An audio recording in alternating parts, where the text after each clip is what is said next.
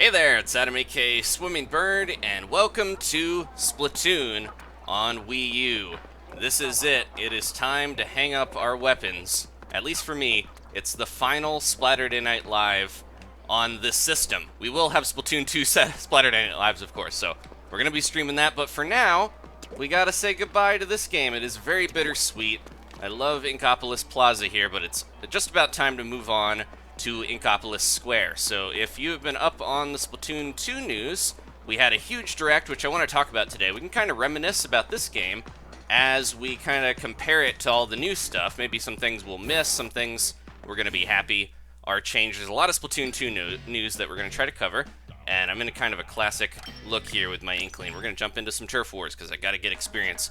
And in the meantime, as we talk about stuff, we're going to blitz our way, hopefully, to max level for me. It's been a long time coming, but I'm hopefully going to hit level 50, and we're going to kind of wrap things up here best I can before we move on. So next weekend, if you're watching this live, on the 15th is a world premiere Splatfest. Before Splatoon 2 is even released, we're having a Splatfest for it. So I figured now's the time to, finish up with Splatoon 1 and do a little bit more to say goodbye to this game, because it's been a long road, but I'm gonna miss it, of course. There's lots of stuff that I'm ready for a change and ready for the enhancements graphically and gameplay-wise, but it is gonna be nice to have a nice send-off to the game, because I don't want to leave it hanging and not hit max level and do a lot of the things that I've meant to do here. So that is my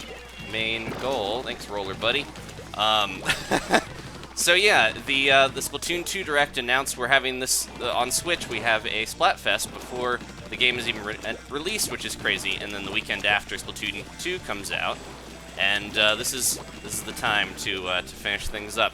So, like I mentioned, my main goal tonight is to play with you guys. You can jump in if you're on the friends list. I think partway through, I'm gonna get killed because I didn't pop my bubbler fast enough. Partway through, I'm going to jump into the friends list and add more people. So if you want to add Nintendo Network ID Swimmy Bird with a Y, you can kind of see the name in the battle list here as we get in lobbies and stuff. That is the character limit name that I have to use for online here. Not enough characters for the full screen name. That is going to be the last bit of Squid Kids that I add for this game in particular. So if you want to get in, there are still spots left. I will try to add more people.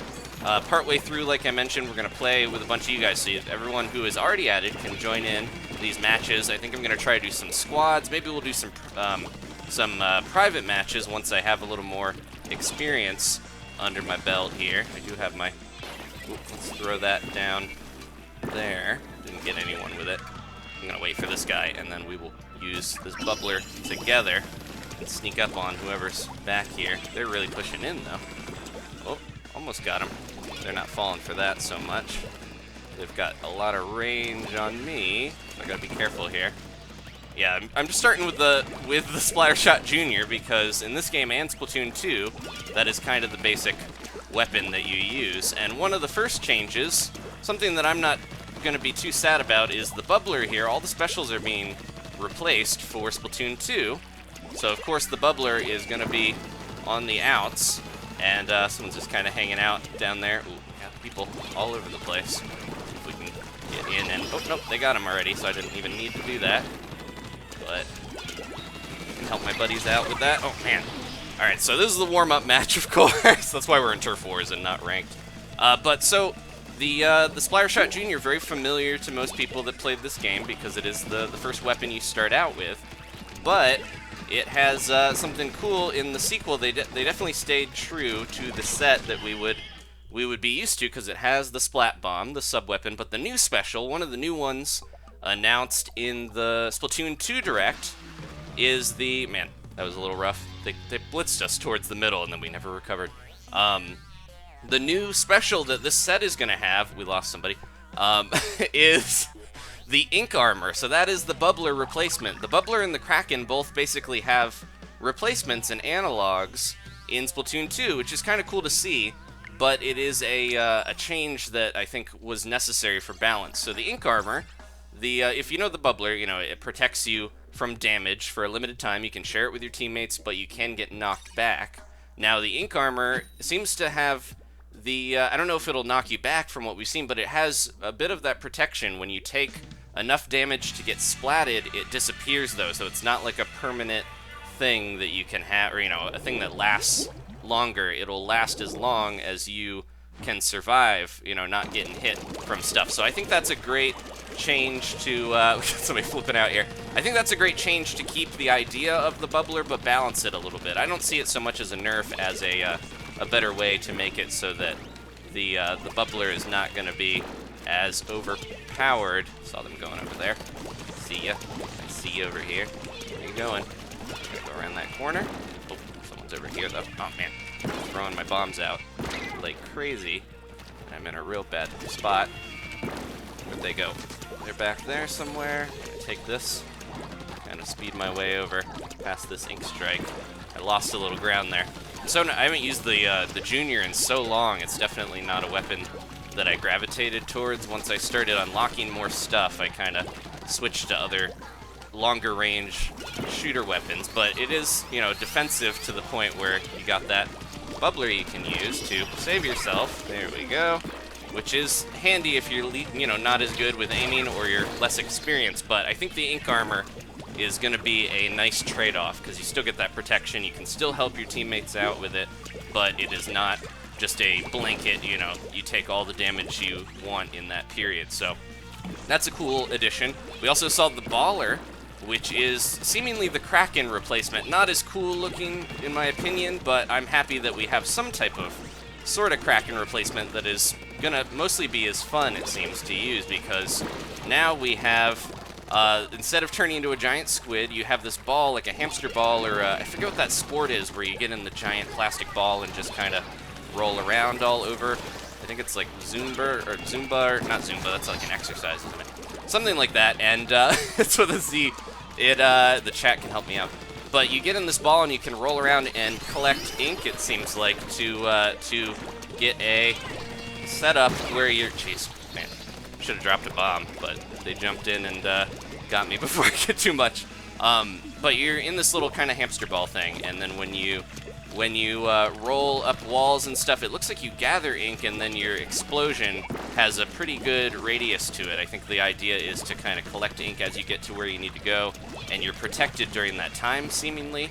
It's a little bit closer to the bubbler in a way, but it has the function of the Kraken to where you can kind of get into enemy turf and then do a big hit of damage. So that is that's going to be interesting because you can climb up walls and stuff. It looks like it's going to be fun. And then we did see some other specials that don't really have analogs in this game so much. Like there's a bubble blower that we're going to get that is kind of similar to some of the ones that cover an area of ink. Like, I'm trying to think, like an ink strike or something in a way. You shoot all these bubble wand bubbles out, and then you have to pop those to spread the ink everywhere. So I'm really excited to see some of the new specials. At the same time, we're talking about Splatoon 1. I am going to miss some of the stuff, like the Kraken is my favorite special. Love it or hate it. I just think it's fun to use because you turn into a giant squid. Who's not going to like that? If you don't like squids, then I don't know what game you're playing. But yeah, the fact that the Kraken is gonna be gone is a little bittersweet, like a lot of those specials. But it's nice that I think a lot of people see the new specials as kind of like nerfed versions of the existing specials, but I think the balance is gonna be better overall, so the game isn't so heavily reliant on, you know, a lot of the game modes rely a lot on specials. Alright, so let's swap over. I wanted to get a little bit of warm-up before I go to my brush, because I'm going to be starting to kind of go through some of my favorite weapons here as we play a bit of Turf Wars to warm up, and then I think we're going to jump into squads, or just, if I got into ranked mode on, you know, by myself, then you guys wouldn't be able to join, so maybe some squad play to see if we can get some more points a little faster, because as you can see, 720 is the goal that I gotta hit. We're at 48, not impossible, you know, it wouldn't take too long. I've been gaining the last couple levels pretty quickly as I've been playing, like, you know, each session or so that I play, I tend to get most of a level, so it's not gonna take too long. I think we can do it and have this a nice proper, you know, send-off of feeling like we we just kind of, had a goodbye to the game. So that's my goal. I'm trying to check the chat to see what that weird ball thing's name is, but we'll find out. And then, I know the baller is the special, but I'm trying to remember the real-world equivalent. That is one thing that I will definitely miss from this game, is I think the specials are so iconic in this one that it's a little sad to see some of them go, but over time we'll probably get, we'll get used to the ones in 2, and those will be, hopefully just as interesting. The sprinkler, that I'm using here is interesting because that is gonna put out a ton of ink in the sequel. It'll be, I think, stronger when you initially throw it out, but it weakens over time, so you can't just leave your sprinkler down. Most people tend to not be able to keep their sprinkler. Nice. Seeker got him there.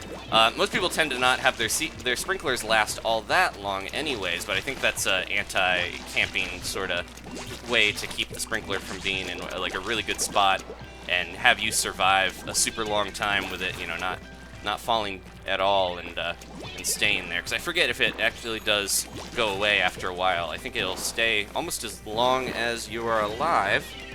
Okay, let's look out for that. Maybe I can jump in and hit somebody here. No, that wasn't good. I'm gonna try to zip out, set myself up again for another pass. Let's see if we can get in, and they were close. There we go. Oh man, gotta look out for my buddies here. They were taking some damage there. Yeah, this is more, now that I'm warmed up a little bit, more in my element here. Using the brush. Just gotta be extra careful. Ooh, almost got him. They're gonna go after me so hard here because they know exactly where I'm at. Luckily that was farther off where it didn't hit me too well. Oh, she's coming in.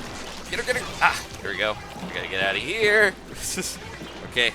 Now, one thing I definitely am gonna miss in 2 is the fact that it is so easy to just throw an ink strike down, do a super jump just with tapping on the Wii U gamepad. Like, I know that, yeah, there's definitely issues with holding this giant gamepad to try to play. I definitely prefer the Pro Controller. From what I've played of Splatoon 2, the test fires and stuff, I'm happy to have a more standard control method to move around a little faster, especially when you're using gyro controls. I feel like trying to use the... Oh, jeez. I thought they were going to get held back a little bit better.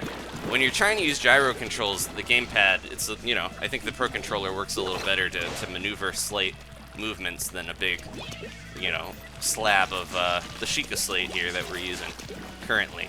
So I'm happy to see that, we're getting that changed. But at the same time, it is a little bit tougher to super jump, and all the specials are mostly changed, I think, because of that. They wanted to make sure they don't revolve around having to tap things for the ink strike and stuff like that. So that's why, part of the reason why I think they changed and rebalanced the specials. But I'll miss the feeling of Splatoon 1 of being able to just, spam my thumb to jump or get back to spawn easily. Stuff like that is going to be a little bit sad to miss. But at the same time, super jumping in general, we got a lot of news about some of the balance changes they've fixed in the abilities specifically. So stealth super jump, this is a big thing, a big point of contention with a lot of players. That we thought was not going to return, but it is going to be in Splatoon 2. Now the trade-off is that when you jump in, if someone is close by, they will still see you super jump in, but if you are far away from someone, they will not be able to see your icon when you have the stealth jump. So it's more as a nice tool to get back to your team if you have kind of like a base. It seems like it'll work a little better in certain modes, like Splat. I'll cover the rail here, buddy. You use that there. There we go. I think it'll work better in certain modes, like Splat Zones, if you have kind of a home base with beacons. Like, I like to set that up over here on Moray Towers, which is a returning stage in Splatoon 2. And then you can kind of use that as a way to get back in and not have to worry about being seen, because you can, have a safe spot to jump back instead of having to worry about... I see you there, wherever you are. There we go. Right, gotta look out, because there was a sniper going around. Yep, they're still over there. The chargers. They're going to be even scarier in Splatoon 2 when they can hold a charge. We saw a new style of charger in the Direct called the Goo Tuber, which seems like the English localization seems like a nice nod to people that play and stream Splatoon a lot on this very website. But that one can actually hold a charge fast or longer when you're squidding around. So the new charger mechanic in Splatoon 2 is that you can hold that charge to get around. They're kind of waiting for me to hop up, but get them in time. There we go. Thought I left, I guess. Get them, get them, get them. Nope, they're getting away. Where did they go? Man, they're quick to get out of here. They're around here somewhere, though. I'm just going to kind of make my way back. Quick, quick, quick. There we go. Throw this down. We're doing a good job. I think I got a bunch of you guys on my team here, which definitely helps. So yeah, the charge on being able to retain a charge on the charger is going to be a nice mobility buff. So chargers won't have to stay like on a single ledge the whole time. They can move around and hold their charge at least a limited time with the default, and longer if you use that new one. And oh, everyone's jumping to me. Speaking of jump, so yeah, stealth super jump is returning, which is, you know, having that balance change is good. I'm glad that they fixed it a little bit, so it's not going to be something you can just spam on the tower, because it won't work if people are watching the tower. They'll be able to see that you're there. But we also got a couple different other abilities related to that, like a roll drop. I'm just kind of cleaning up the charger stuff here a little bit. I should be moving in more. We have a new ability where if you have it, you can do this roll to the side after. I gotta back up and try to see if I can stop the person over here. They might have seen me there. Here we go. That was like the perfect time to get them because they were in the middle of that ink strike. I got so quiet. All right, let's see if we can get a little bit more turf here to finish up. I almost have my ink strike. This is a good time to throw it out. Last few seconds. Just coat that up there. Got to use some more ink strikes to. That's, I think, one of the biggest ways, like I mentioned, that's going to change. So I'll use the ink strikes while I can. So that rolling drop is going to be really good. You can super jump in, and then you hold a direction. You'll actually roll over from where you were going to land. So if someone is trying to shoot that spot, then you're going to get out of the way. But if someone leaves a bomb there, which is my preferred strat, they have to time that, so it's a little more difficult than just blasting that spot with their weapon. Then they could still get you with the bomb if they time it right, so you got to be careful about that. Let's do one more here with this group, and then maybe I'll switch to my Octo Brush. So yeah, there's a couple different new abilities that were very surprising. We have Thermal Ink, where if you hit someone with your ink, you can track them through walls, like with the Stingray special for a limited time. There's a main ability that doubles your sub-ability powers, so if you really just want to, you know, pump up whatever you have as your sub-abilities, that is probably one of my most appreciated changes with the new game, is that trying to get the gear abilities you want is going to be so much easier because you can go to Merch, that new sea urchin that works for Spike, and have him, you can build up abilities and put them on your gear as you want. I don't think you can change the main abilities, but we'll have to see. It doesn't seem like it, though, so certain pieces of gear are going to be stuck, you know, with the main abilities, but you can change the subs, and you won't have to do any seedy methods to get the ones you want, which I begrudgingly tried. I remember that was a controversial choice a while ago. I think this helmet I'm wearing, I did use methods of just, you know, reloading my precious Super Sea Snails to try to get all the damage up that I would need as a brush main. And that's another very appreciated change that I should mention here. Damage up is gone. It is not coming back, at least that we know of. And defense up is actually returning, but only in the form of bomb defense up. So there's no bomb sniffer anymore, I don't believe. I have not seen, but there is a bomb defense up stat that you can get, and I think you can stack it as well. So that is that's one way if you want to have a little bit more defense and be a little tankier as your squid, then Andrew Kidd, then you can do that. I'm trying to watch over here, but I'm in a bad spot, especially with that bomb brush. They're gonna see me here. They're probably gonna move in. I gotta be careful. There they are. Oh, there they go. Oh, thought I'd get one of them. I think somebody finished him off. Moon Man, I just added them. So this is, of course, you know, the last batch of friends that I'm adding for this. So again, Nintendo Network ID Swimmybird, if you want to get in on this. If you're watching it later, I still appreciate you being here, you know, and helping out, supporting, even if you weren't able to get in on the matches. But of course, Splatoon 2 is on the horizon, so we'll have plenty of time to play that. I think I'm gonna try my hand at sneaking over, and here we go. Take them out. Someone's on the way over, most likely. Oh, no, they're moving back. Let's just leave this here, and I don't have to clean that up so much. I could just dive in and do this. So this stage I mentioned is returning. It has ink rails, which is going to be really cool. I don't know if we're going to be able to grind on the new ink rails on this stage like they've shown in single player, because you can actually grind on the... Jeez, they trapped me there. Hopefully I'll be avenged. Look out for Ryan. He's getting in there with his ink strike. That beautiful ink strike. We have ink storms on the way, though, in Splatoon 2, so we'll get a similar foreboding cloud of ink in the sky that we'll have to deal with. I don't know if Ryan's gonna see me here in time for me to... Nope, he did. Oh, is he watching the... I don't know if he probably just knew, or he might have spotted me moving, but I was gonna say, is he watching?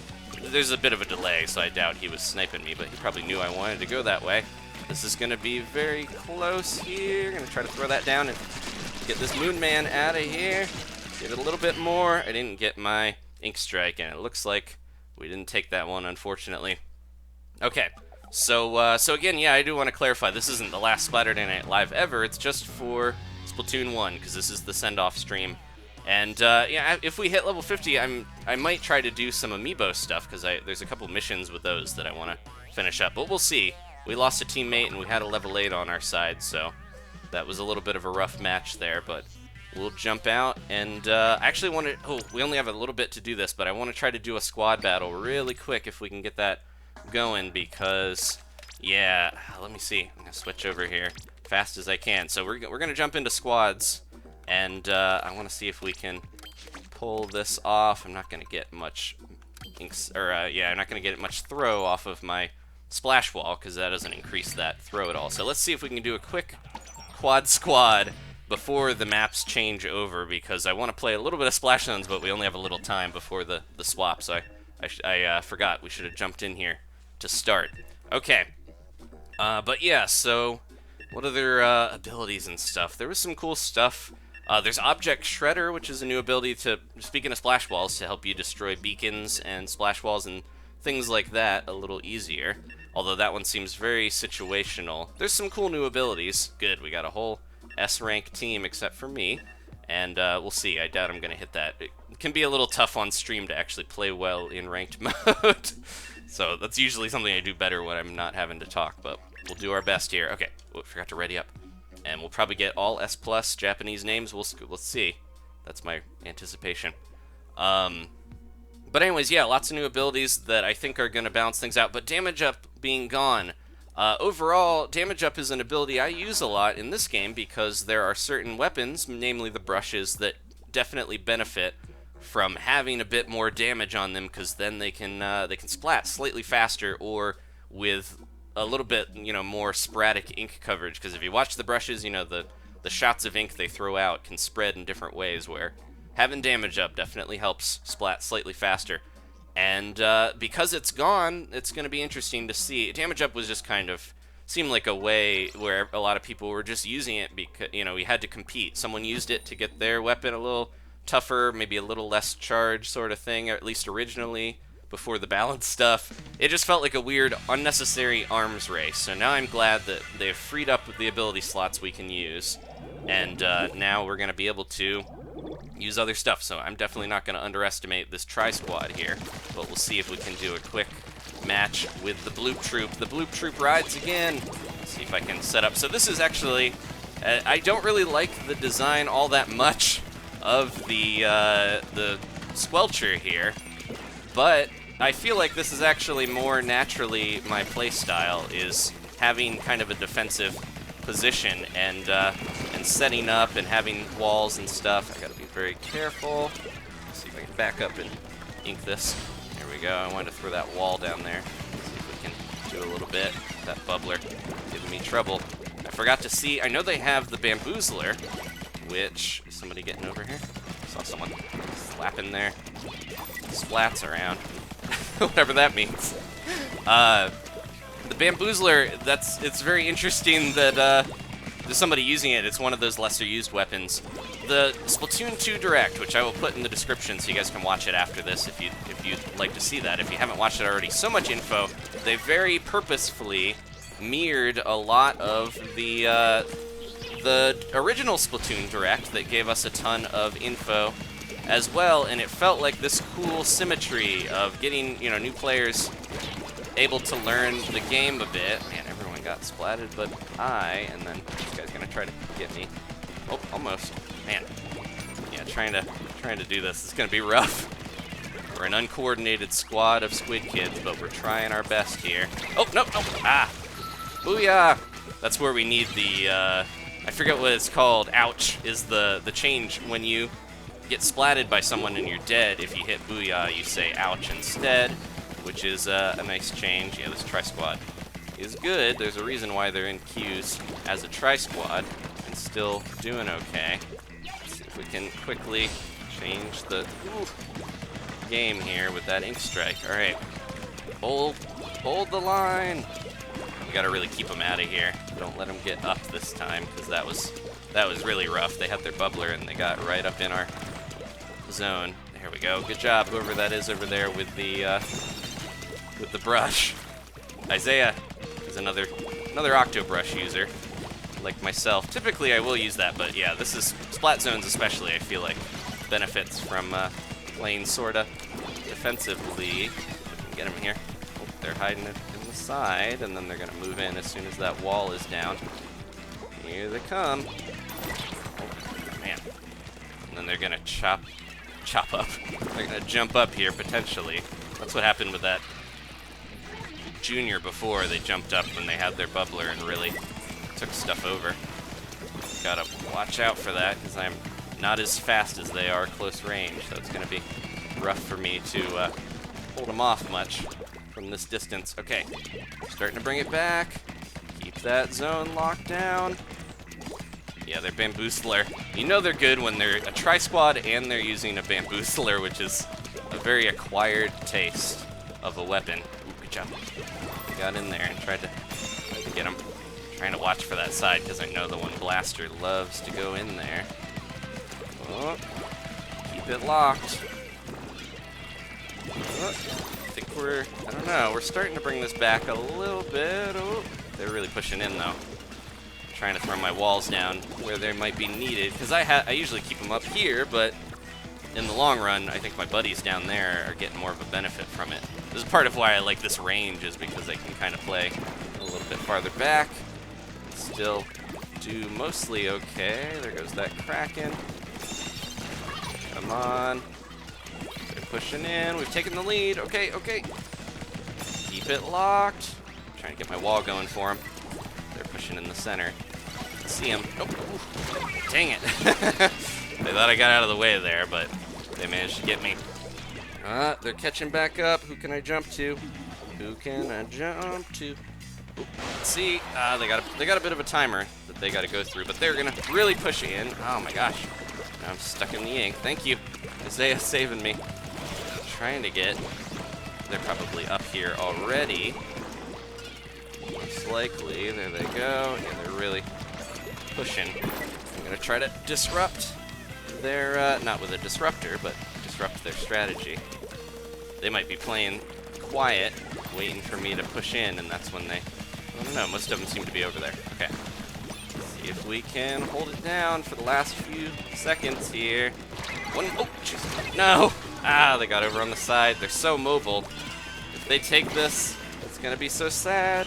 There we go. All right. Good job, Bloop Troop. We beat a team with a man down, or a squid down, but we managed to pull through. They were tough, so I'm proud of that. Proud of you guys. Thank you. Okay, it's a pleasure serving with you squids. Let's see. I didn't get any splats. Yeah, at Splat Zones, I tend to I'm focused on the zone. I didn't get any splats there, but I got a little bit of rank, and also this is a good way to get, there we go, experience. Although Turf War got buffed a while back, so it's not necessarily the best way to get that. And I think we have new maps. Oh no, we're still in the middle of a rotation. So let me try to get a fresh squad here. Okay, so what other stuff were we talking about with Splatoon 2 and Splatoon 1? Because trying to do some comparisons. We know the Octobrush and the Ink Brush, like all the weapons are returning. Splat zones on... Yeah, I feel like playing my brush is a little bit of a liability. Let's do this. Go with the Wasabi. But yeah, with the zone, if I can't get too close... Ooh, this is such a hodgepodge.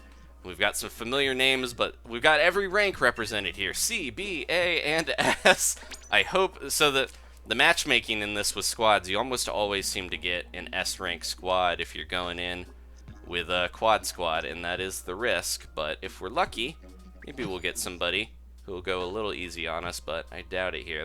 That's the big risk of squads. You jump in here, and you're not all high level, high play, you know, skill, then you're gonna have such a rough time.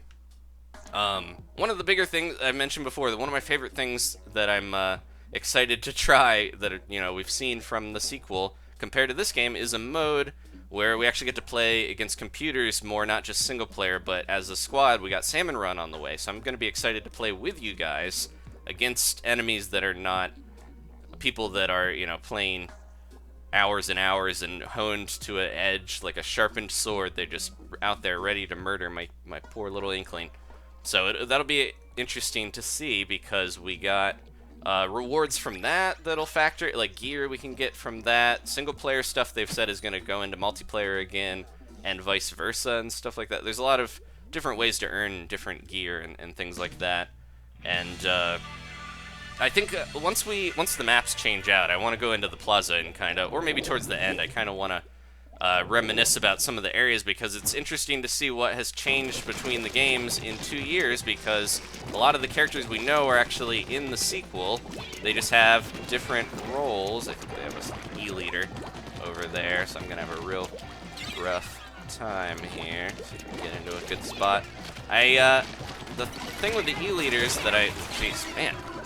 The thing with with a lot of the range weapons, if I'm playing defensively with a closer range weapon, there's just not much I can do to stop them. I have to get closer in or use something that has a bit more range to get them, and that is just not gonna work out most of the time. I saw where I was going. Man.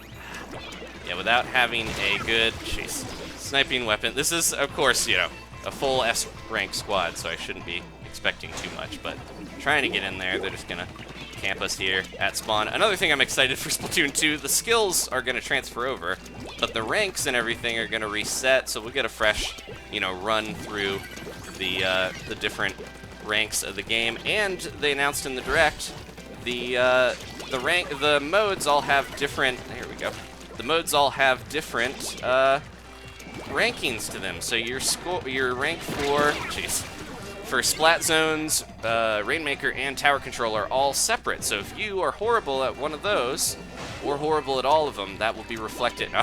I definitely feel like I tend to do a little better at Splat Zones than certain other things when we have a balanced team, of course. But yeah, that's interesting, because you're not going to get punished for doing bad at a mode, you know, so much. You're just going to have to say, okay, maybe I'm a C in Tower Control, but maybe I'm in, you know, an A in this, so that's going to be cool to have that kind of divided.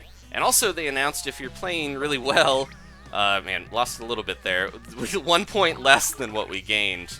That is the risk of ranked mode, so I'm not going to put too much stock in it. One thing they did announce is that ranks, you can actually jump up in multiple ranks. If you do well, you can just kind of fly your way up into so say if you're a C rank and you jump in and you're a really skilled player, they'll jump you up to A rank pretty quickly. And I think ranks are not going to be as important in Splatoon 2. I think it's more of a way to, hey, give you a little boost and maybe earn stuff a little faster. But if you do bad, you might drop back down. You can easily go up and down a little bit.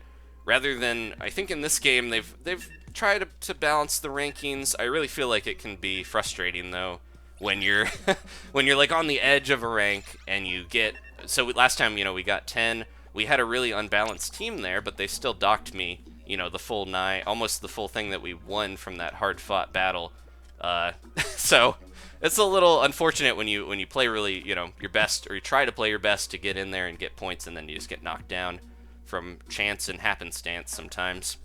But yeah, we'll have to see. That's one of the things that I'm interested in the sequel, to see how they've changed ranked. Splatoon 2 definitely feels like they've taken a lot of stuff from this game and enhanced or rebalanced it in ways. This might be a tough match, but we're gonna try. The Bloop Troop always tries. But yeah, the changes, some of them, you know, controversial, like changing the specials and stuff like that, but I'm very happy with all the stuff that they've factored in with different abilities and weapons, and all the rebalancing is really interesting to me. We'll see how it plays out in the long run. And one thing that if you watch the Direct, one thing that I think is, or if you want to get that, if you have a Switch and you download the world premiere Splatfest app, there's, you know, the Splatfest for Splatoon 2, that is a free demo that you can play, even if you're not going to have Splatoon 2, and you've got a Switch, you can play that without needing to have the full game. It's going to be another, basically a test fire that we'll, you know, stream, so that'll be in the future next weekend, but we're going to have a weird cake versus ice cream Splatfest where hopefully the rewards carry over into the game, because we're going to have a truncated demo version where you don't have all, you know, you're not going to have all the full stuff from the full game, but you will have a couple weapons and everything, and we will be able to play for not a full 24 hours like Splatfest. It's actually only going to be 4 hours. So if you want to actually, even if you're not joining in to play, if you want to join in to watch, that will be Saturday, the 15th of July, 6 p.m. to 10 p.m. Eastern time. So check your, you know, time zone for that. So I'm excited for that. Having Splatfest return is definitely a welcome thing, and we have two new, you know, the Squid Sisters. Maybe a lot of one of the people's favorite part of this game, the personality of the Squid Sisters. Of course, the final Splatfest was between Callie and Marie, and I feel like maybe I should get it up in there a little bit. I want to make sure I get my special going first. Oop, there they go. Jeez, man, what are they using? A splash? Okay, the deco. I was gonna say that happened to me before, where they splatted me before I could really get in there and do much to them. They outranged me. I thought they were using the same weapon. I was like, hey, wait a second here. That looks like something stronger. I can't remember if did I miss any of the sub-weapons we've talked about, some of the other ones and stuff that are gonna be different. But yeah, the whole thing with Callie and Marie being such a, I think, a surprising part that people enjoyed about this game. I think a lot of people didn't see this game and think that they would be interested in Squid Pop Idols or anything like that. But, jeez, gotta get my aim locked in or I'm not gonna beat them to the punch. That's why they have all that defense up, too, so they're a little bit better to square off one-on-one. But yeah, the Squid Sisters, we're gonna see all that stuff in Splatoon 2, how that's gonna play out with single player, because Callie is missing, and Marie, you know, is in charge of that stuff. One of the coolest things about the Direct, and one of the parallels with this game that I really liked, is if you played the single player in this game, there of course was Captain Cuttlefish, and he had his cane, which was a bamboozler, and we didn't know at the time that it was going to be the bamboozler, the weapon that, you know, is like a closer range charger. So that was cool to see that you know, the original Turf Wars weapon became something that that we got to use, and it was modified by Sheldon, of course, to be a little stronger. Ooh. But the comparison I was going to make is that we should have known, because Marie she's got traditional dress on in the single player of 2, and she's carrying an old-fashioned umbrella, and of course that umbrella is going to be a new weapon in the game. The umbrella is for me, the ink brush of Splatoon 2, where it really looks like this interesting new weapon that they're going to add in an early update they've teased, probably within the first few weeks of the game launch. And that's going to be this umbrella that you can block shots with, and is almost like a weird little mini shotgun that you shoot bursts out. Come on, let's try to lock this down here. Are they hiding over here? I feel like they were. If I can get a little bit more inkage and get my ink strike and maybe bring this back. There we go, I got one of them. Hurry, hurry, hurry. Ooh. See if I can throw that down there. Maybe scare them off. Nope. I've got most of that locked in. Come on, a couple seconds here. Are they might, yeah, they're a tri-squad, but they're definitely high ranked, so we're gonna have a rough time with this. Ooh. I would love to get my ink strike one more time here and try to... There we go. Okay, see if I can disrupt him long enough. Back up. Oh, man. Almost got me there. Or almost got my buddy there. That was very close. So we can get out of the way because they're pushing in. Man. See, the timing of the specials, saving them for the last second, and getting blitzed right there. Yeah, we didn't get knocked out, but we did have such a rough time. So yeah, the Brella is going to be really cool, and I loved that little nod of like, hey, here's a weapon that looks really interesting that's seemingly very new, like the ink brush that is going to come out very soon after the launch, because Splatoon 2 is continuing that tradition of those free updates they're going to put out for at least a year, they said, and then Splatfest for 2 years, which is, I think, the same formula they used for this game. All right, I think time to jump out of squads here. Doing I think a do squad, or what is it called? A double squad, a double dip of squids. What is the? Let me look here, because there's quad squad, tri squad, and twin squad. There we go. That is a little easier, I feel like, because you can get matched up with someone really good and then kind of have the balance a little bit better. Sometimes with quad squads, we're gonna have a rough time. Okay. Quick little aside here before we jump back into it. Look at that, Octoline. I think that's Marina, one of the new band members of Off the Hook. So I'm going to jump through these shops really quick, and just kind of a little memory lane thing. We have Krusty Sean here, of course. We've got Jalonzo and Annie, and then Sheldon, of course. He's going to return. I saw a screenshot of Sheldon versus Sheldon in the new game, and it's crazy to see, you know, 720p versus 1080, 60 FPS. Like, the new game looks so much better. The textures and everything is just, I think it's a lot of the lighting and stuff that they've been doing. Okay, so as I add a lot of you guys, real quick, we're just gonna burn through this to get some of you, since this is, you know, the last time, I'm gonna get as much of you guys as I can in the stream. Let's talk about, so the people returning. 2 years have passed between this and the sequel, which is really interesting because a lot of the characters have changed where they are in life. So Krusty Sean, he has a food truck in Inkopolis Square, and you can get these tickets and actually buy food and drinks from him. The food will allow you to get more gold or more experience in battle, and it's weirdly these breaded tempura shrimp, which is, you know, is he feeding us his children, or is that part of him? It's very strange, and I don't want to question it too much. Thank you, Squid, for saying they love the streams. Quickly reading the descriptions as we go through.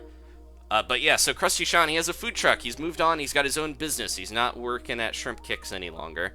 And then we've got Jalonzo. I don't know what actually happened to him. We have Gelfonzo, who is the new jellyfish running the clothes store in Splatoon 2. So maybe they're related. He also has that strange manner of speaking, because jellyfish, they have to learn the Inkling language as a second language, so they kind of speak a little differently. But, you know, most of the Inklings probably don't speak jellyfish, so there we go. More on Jalonzo and Gelfonzo for taking that initiative.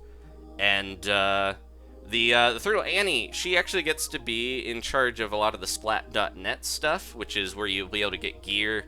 There's already Splat.net, alright, you know, the one that we use now if you want to jump in and see, you know, your stats, how much stuff you've inked, things like that. But the new one, you're going to be able to coordinate and do voice chat and stuff for it. But you can also use that to get people's gear and send it to merch, the new Spike toady that handles all the equipment stuff. So it's nice that the Annie, you know, all the old characters for the most part seem to have a role in the new game. They've kind of relocated, or they're in different ways, you know, places in their life. They're doing their own thing, or they've gone up in the world for the most part.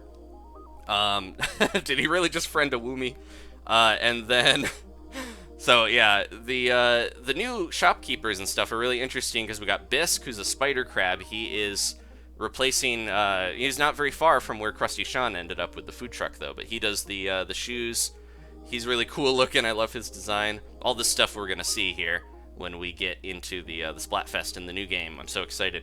And Gelfonzo is replacing Jalonzo, and then we have Flo, who's a sea slug, who's replacing Annie in a way, but it's more like this is a different part of town in the sequel, Inkopolis Square.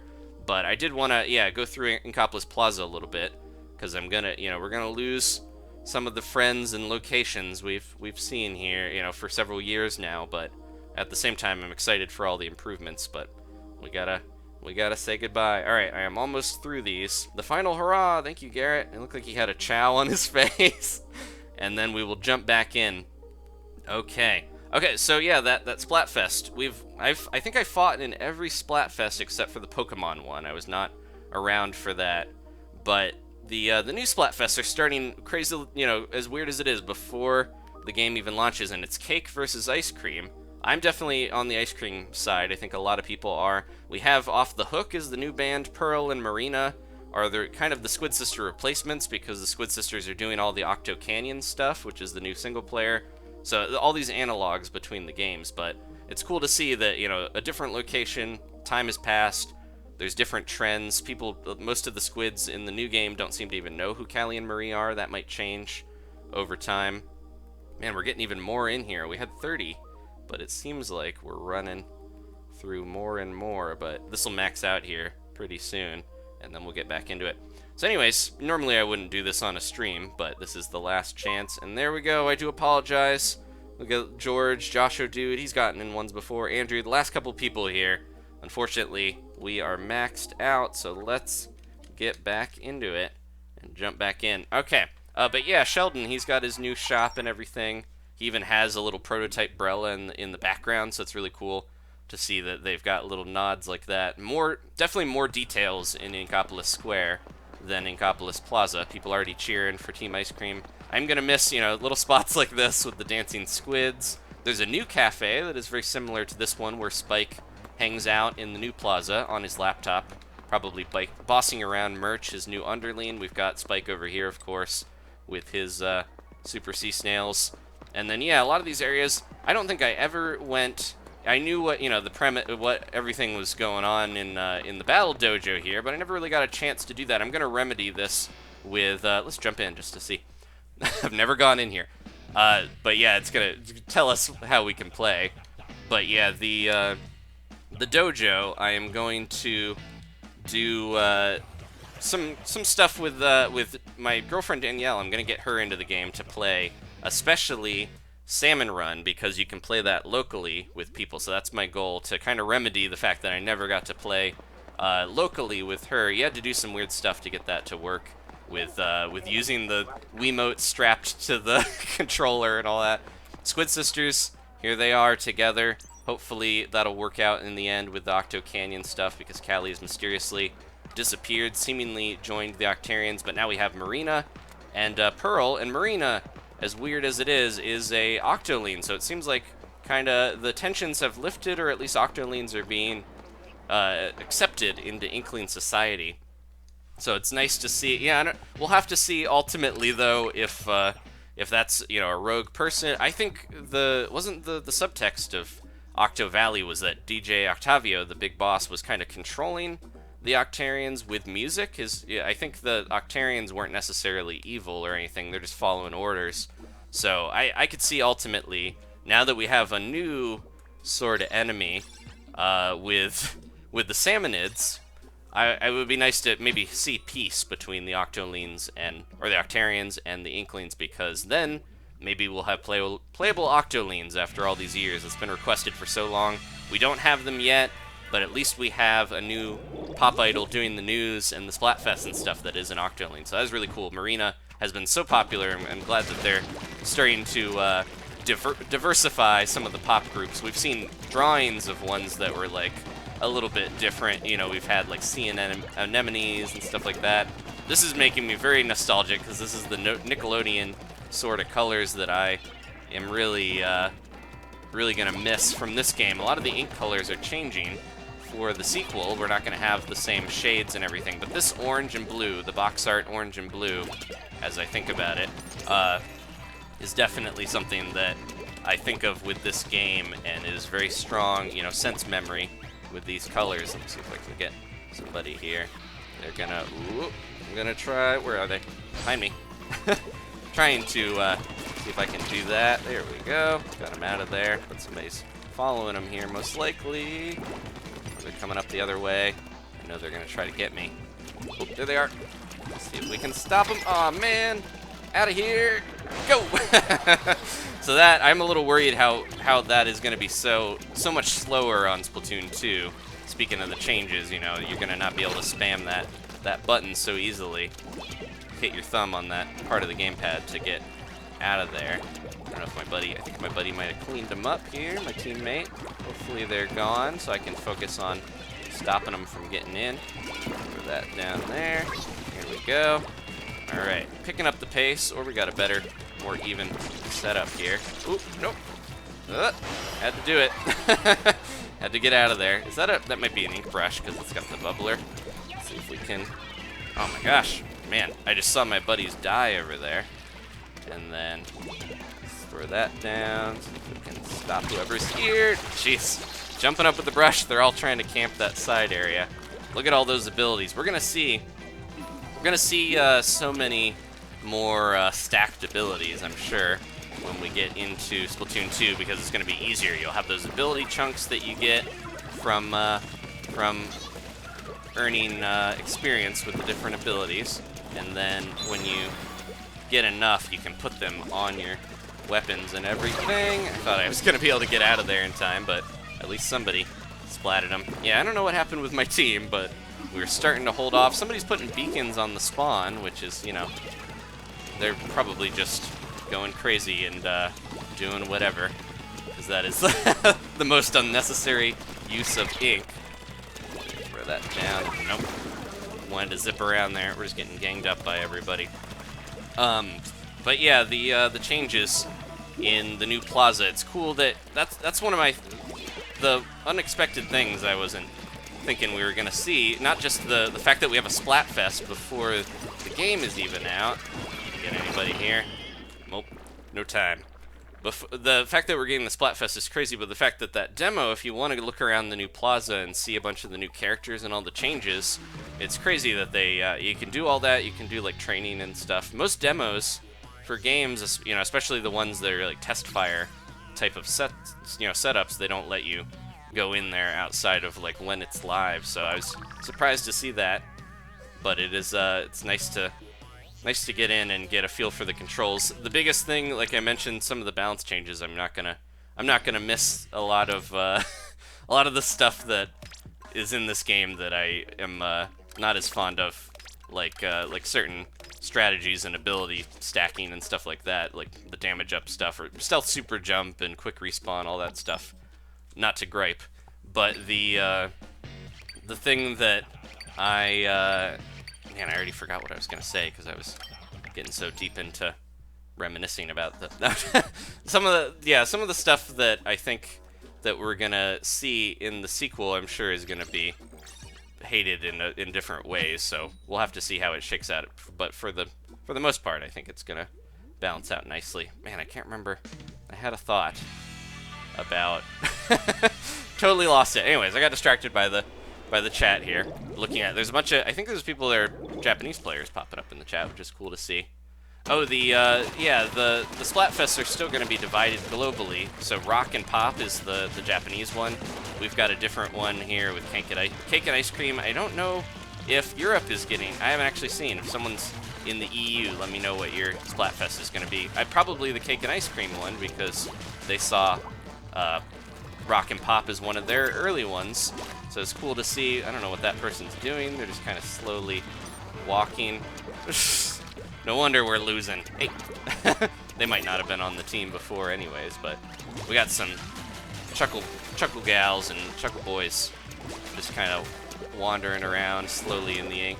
Hopefully we'll still do okay here. I want to get those win experiences so that we can level up and hit 50. That is my big goal, as I mentioned before. So I'm gonna try to go for the long haul and jeez, man.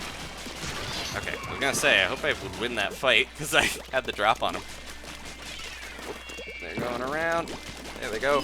Ah, that's definitely not something I will miss. I should have popped my crack in there, but I didn't realize I had it.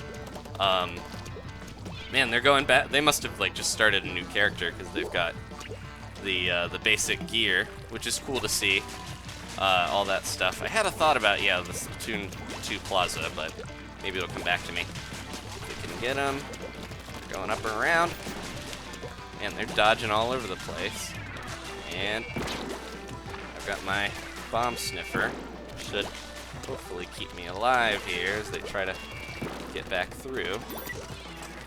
Yeah, you're definitely seeing as the game is closer to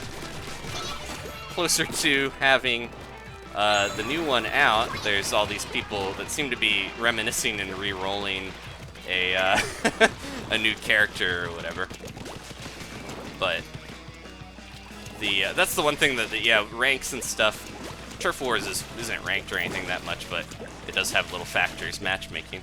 But the one thing that'll be something they could probably never prevent is having people just kind of have ringer characters where they start a new one and have no experience, so they're put in with people, and then you gotta adapt and be like, hey, that guy knows what they're doing, even though they are wearing a headband. It's also not, certain things are holding over into the new game, like having the headband and t-shirt. The basic set of gear is all the same stuff that we know and love, with just different abilities and different things on some of it. Someone knows that I'm over here. Of course they do. See if we can jump in and take them out in time. Nope, they're going around that way. There they go. Probably gonna get this. It was pretty back and forth, but I think they took enough of the middle and little bits, we barely got any of theirs to have it. Although we were pretty even with our ink coverage. Close, but no cigar.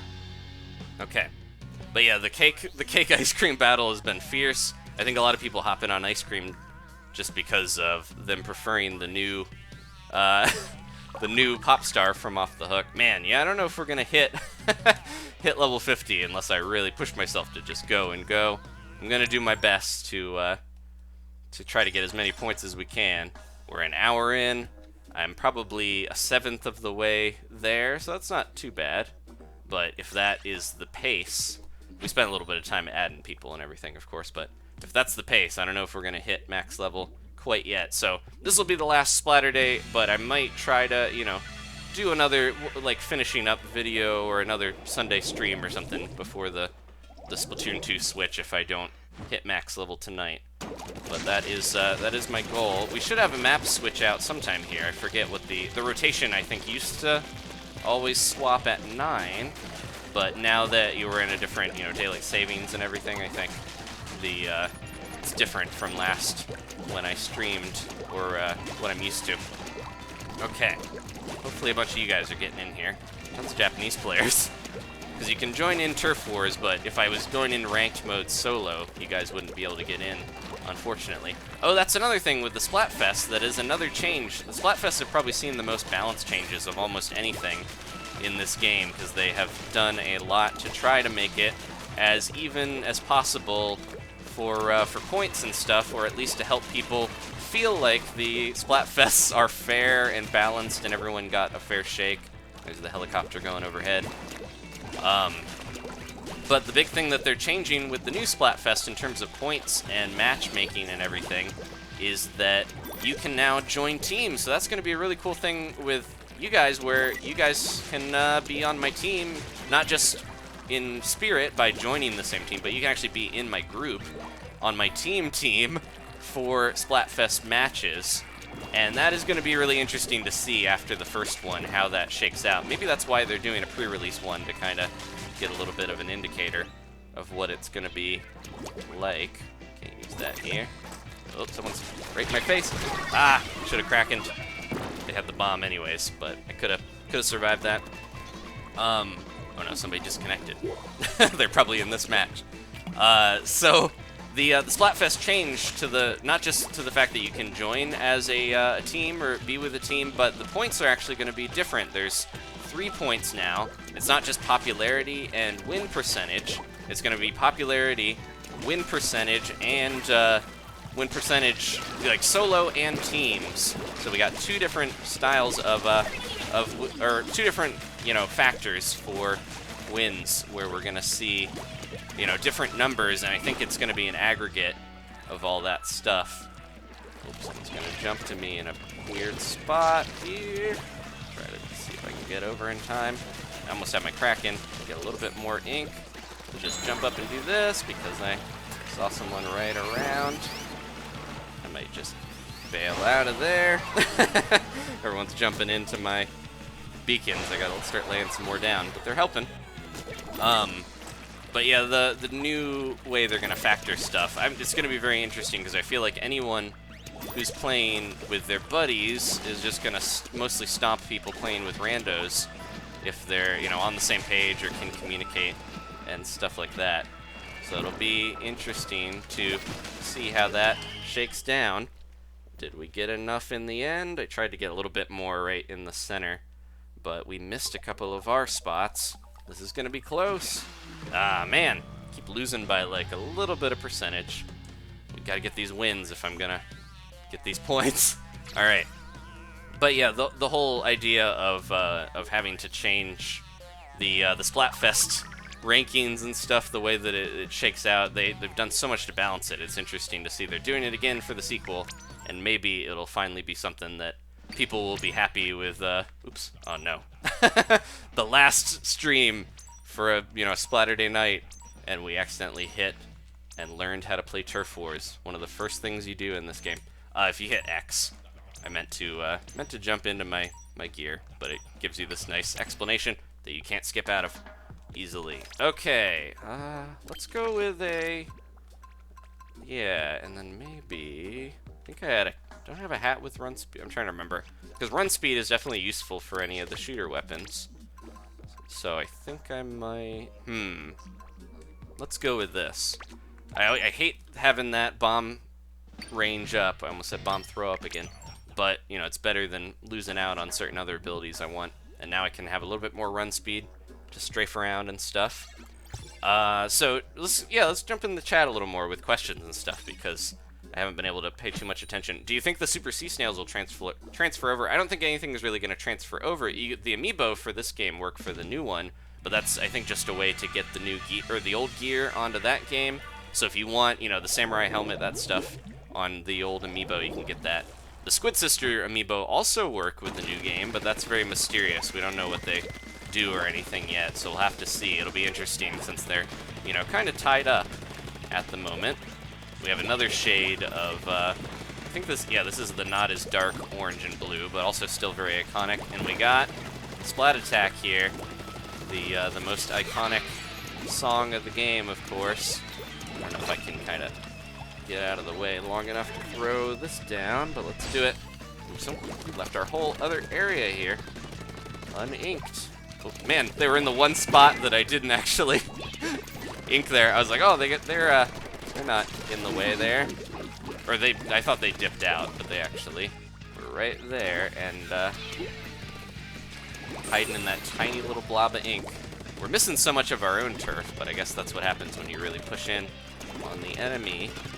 Alright, yeah, I cannot wait to have the Pro Controller for aiming with with that, because I do think the gyro works so much better. You know, the Joy-Cons would still work really well, as well, if you're doing those, you know, double Joy-Con style, but with the little grip, so it is like a normal controller. But I cannot wait to have the Pro Controller for better gyro, but also a lighter, I swam the wrong way, and that was death. For having like a little bit easier way to tilt, you know, where I need to shoot. Because I feel like the gamepad, I'm ready to move on from this after playing a lot of Switch games. But I'll always remember it fondly as this very innovative, big old clunky thing. Okay, let's see. Throwing stuff over the middle there. Ooh, someone's right there. Oh, they're moving in on me. Ooh, jeez. Throw that down to try to deal with them. Where are they going? Man, we're getting pushed in from both sides here. Sit that right on the top. There we go. Alright. Getting my aim down a little better.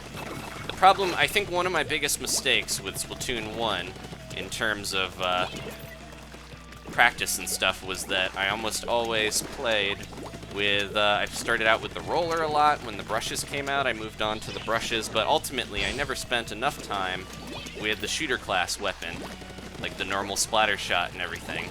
And then because of that, I think my aim has suffered. So I want to remedy that. I think the dualies, the new Splat dualies are one of the weapons that I really think I'm going to focus a lot on. Not just because they're new, but also because I want to make sure that I get my aim and practice that. Nope. Ah, didn't see him there. I rushed in too much. So yeah, I think it's going to be good to try to expand my my weapon repertoire a little bit instead of, you know, focusing so much on certain ones and banking on the ones that I naturally enjoy or feel like I play a little bit easier. One of the really cool things, you know, between Octo Valley, one of my favorite parts of this, even though I haven't played it in years because, you know, it's one of the first things a lot of people do. They blitz through Octo Valley. They, you know, get all the weapon unlocks. You wouldn't have the dynamo. You wouldn't have, you know, certain weapons if you didn't play through that. And that's a good training method to get into the game. But I think it's going to be nice to have the new Octo Canyon and actually have different weapons instead of almost, you know, exclusively using the hero shot and do, you know, training with a shooter weapon, because I feel like a lot of people are not branching out as much. I kind of moved on from the shooters, like I mentioned, into brushes and stuff like that once those were unlocked, but the whole idea of having sloshers, splatlings, chargers, rollers, dualies, all that stuff, even more, I think the octo brushes in Octo Canyon, you get, you know, appropriately. Just having lots of different types of weapons in the single player to train and force a little bit, you know, force people to use them out of their comfort zone if they want to get through single player I think is going to be nice, because I definitely need the practice with different weapon types. So I'm happy about that. Got one of my favorite songs here. I'm going to miss some of the old songs, because I think at least the battle songs are all going to be new in the new game. And there, you know, there's new bands, new trends in Inkopolis. So, oops, man, I meant to throw that. But, ooh, try to out-maneuver me here and out-aim me, which they will probably be able to do. Okay, I got one of them. I thought I had the other guy, but they got out of there. Oh, okay. Well, that was really delayed. Was that my sprinkler? That was a very delayed splat there, but nice to get credit for another one, even though I don't even remember the method. Probably my sprinkler, though.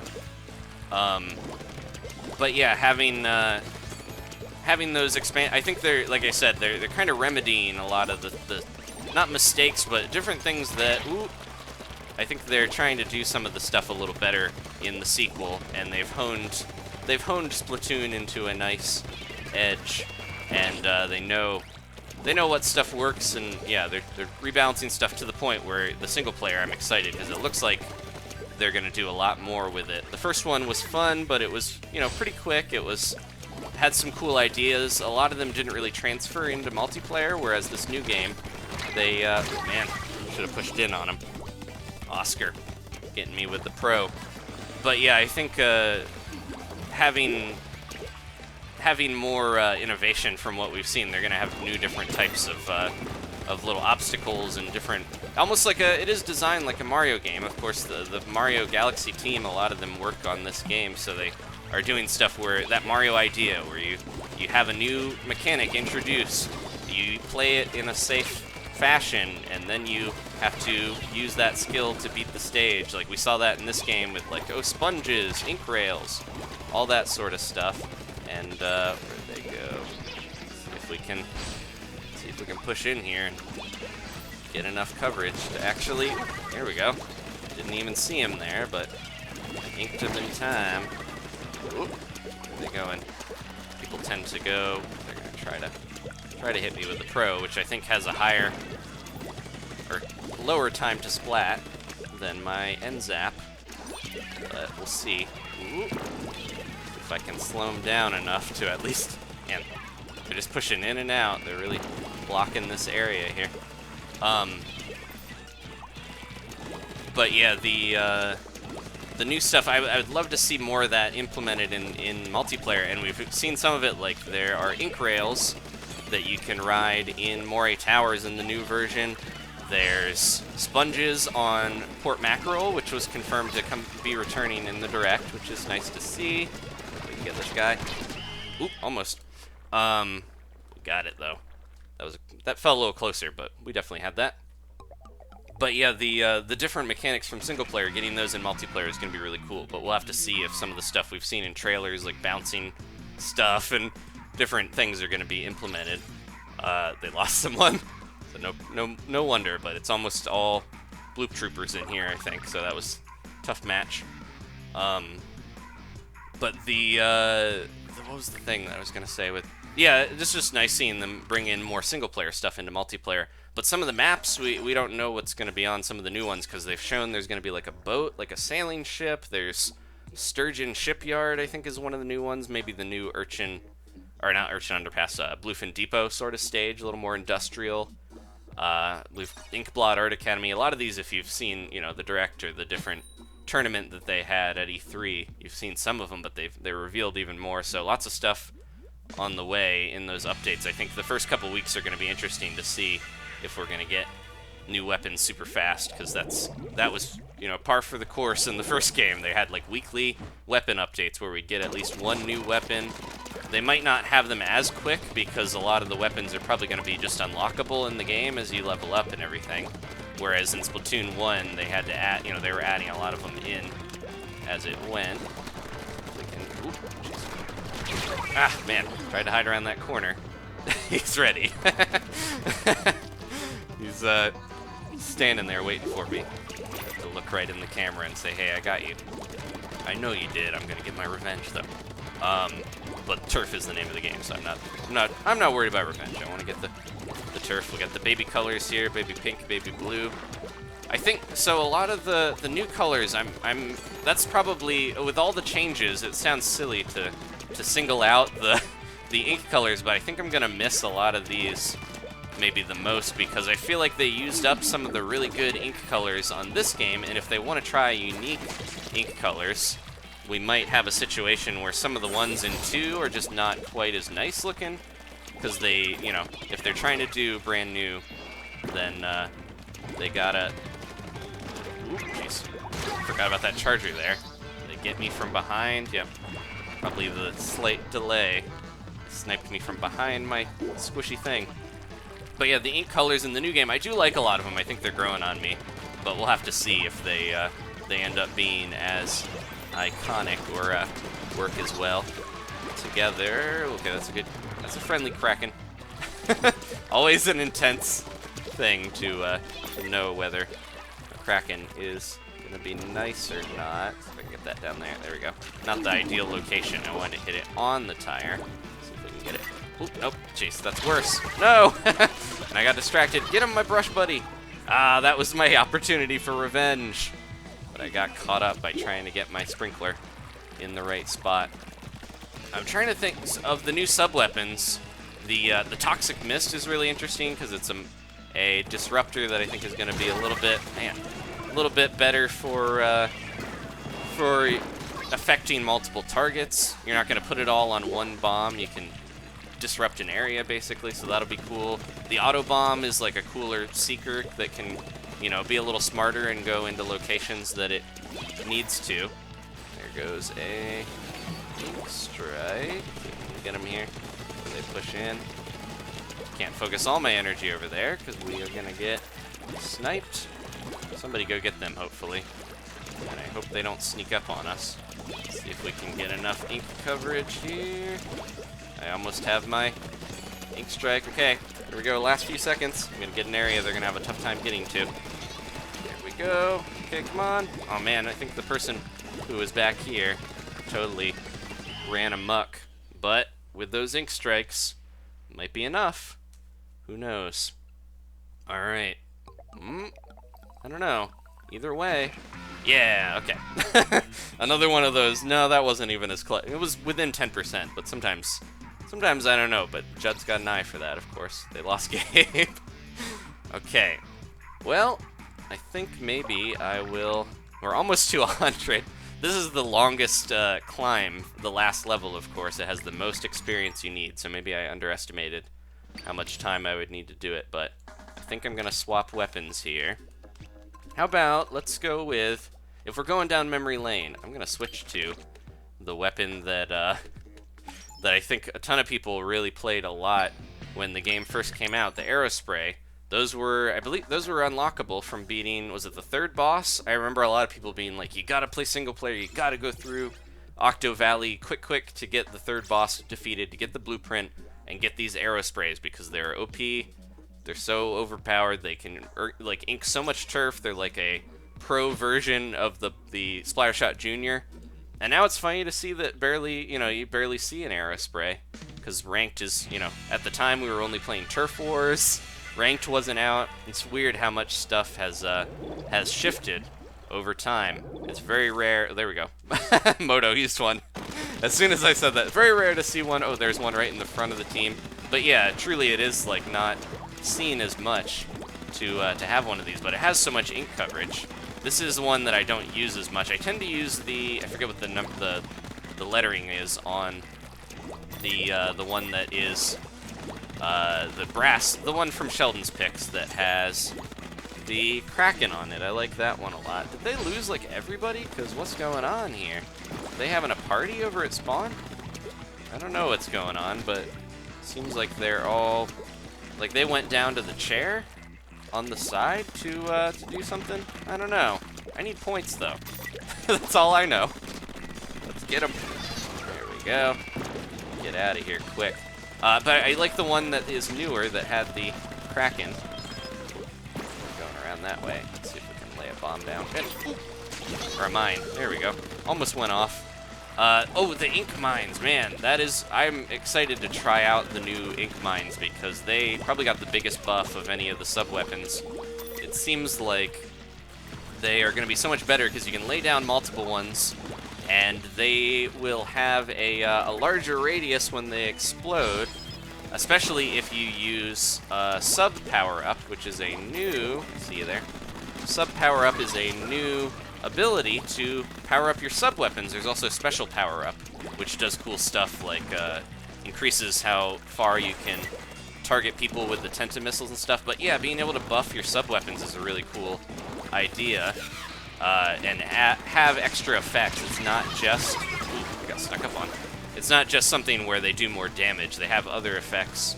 So that's really cool. I'm glad that they're coming up with abilities that are going to be interesting to use, and not just, thinning out the ones that didn't work so much with this game and not adding as much. They are adding a lot of stuff, so that'll be exciting to see all the breakdowns of that stuff, and whether it's, you want to be running sub damage or sub, buff on your ink mines to get that extra boost and stuff, and things like that. We'll see what the meta turns into when the game comes out and how it changes over time. Get all this side area, try to get my points up. But yeah, it feels good to go back to the arrow spray. We'll be using a bit of the Junior when the new game comes out, because that is, of course, the one weapon you get from the start, and then you gotta hit level 1 to get the splatter shot and everything. You gotta work your way back up. Yeah, I wonder what happened with their team, but I'm not gonna question it. I'm gonna go in and get the turf. Oh man, over the box. I knew I played that a little risky. Over the box and got me before I could do much. Let's have a final jump in. This is one of my favorite maps, so it'll be a little sad if this doesn't return. The only ones I think that are back that we've seen are the Urchin Underpass, or not, sorry, Moray Towers. We played that a little bit earlier, and Port Mackerel. Two of maps that I'm not as into, but are very unique, so I'm glad to see they're returning. I hope we get some of the other ones. Mahi Mahi especially, I feel like that has a really unique aesthetic with the water and everything. And we've seen little glimpses of single player has kind of a water wipeout look to it. So it's cool that they're bringing that look back. I hope they bring back Mahi or have another kind of beachy map to fit the summer fun of Splatoon. I really associate this game with summer a lot because that's when, it came out late spring, early summer sort of time. Okay. So how are we doing? We hit 100 of the 720 needed. If we win, then we'll, gain these pretty quick. But at the same time, it's gonna be tough. I think we get a bit more points by winning ranked, obviously, but it's gonna be tougher for me to even get the wins in ranked because the competition is so much more stiff than trying to just jump into Turf Wars where people don't take it quite as seriously. We've got a I just saw it going along there. Be careful now. We can I probably should just bail. They probably saw me get out of there, but That felt like the best course of action when I was surrounded by all this. Oh, careful now. They're moving in. Ah, man. Sniped. Up close sniper. I feel like we're going to see... So some of the trends... There's already people that are so good. Oh, come on. There's already people that are really, really good at sniping, as is, of course. But it's going to be interesting to see when chargers, you know, are more mobile, what they're able to pull off, because they can hold that charge. Oh, some of the other new weapons that they showed. The Dapple Dualies are like a faster version of the Splat Dualies. I'm never going to make it off of here alive with this close-range weapon, but maybe I can take somebody down with me. Oh, man.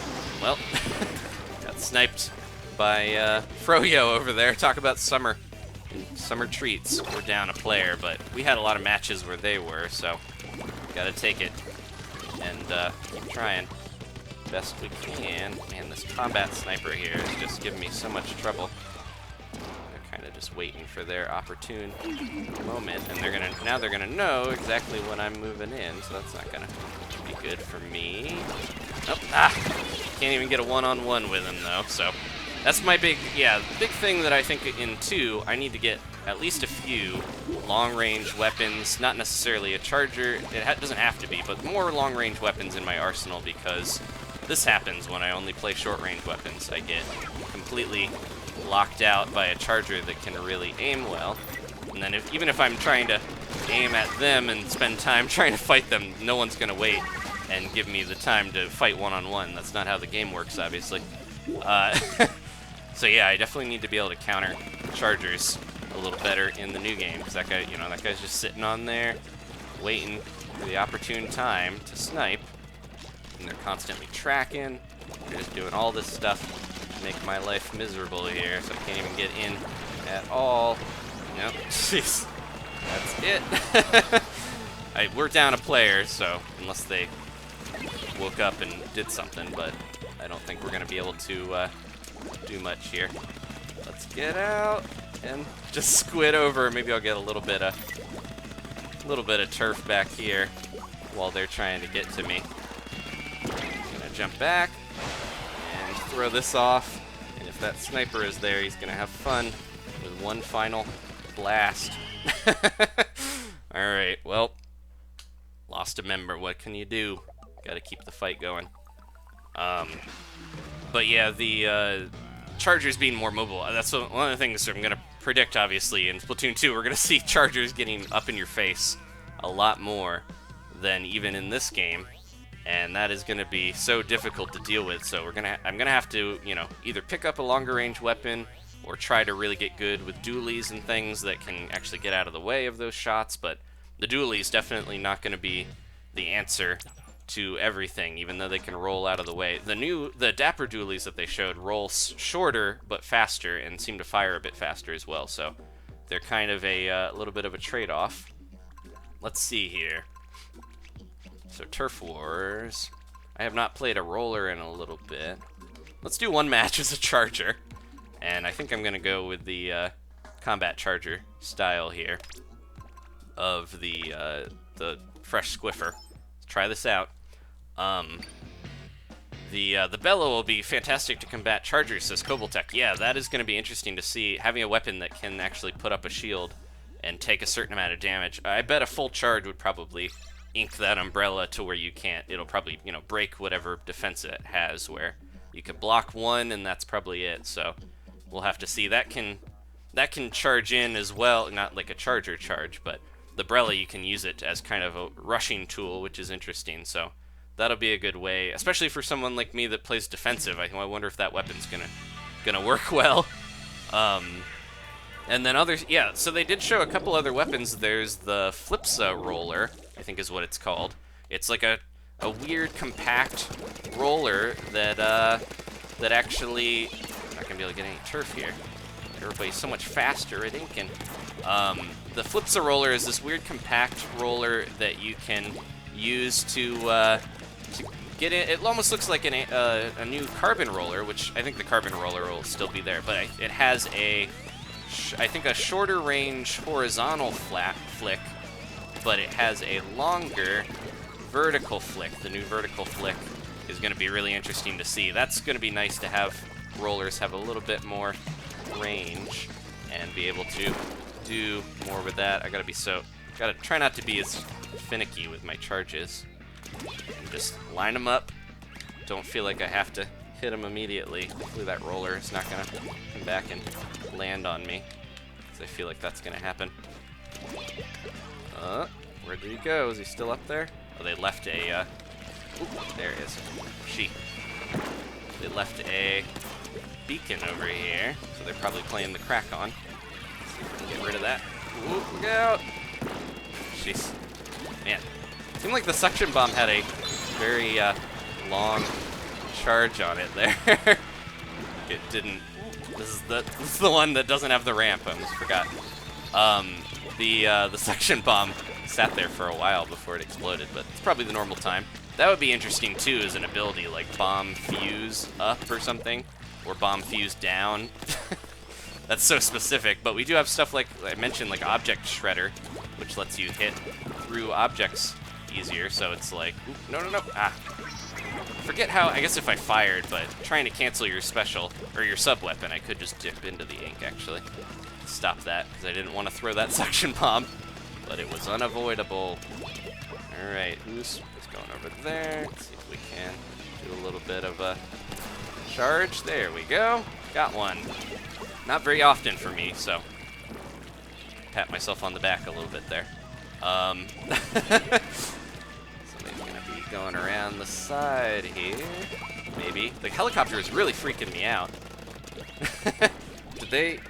Ooh. Thought somebody was jumping. Which way you going, Mr. Roller? Wish I could save this charge. But that is not until the sequel. Got taken out. Look out, Grunky! Grunky knows where I hang out. He went for me.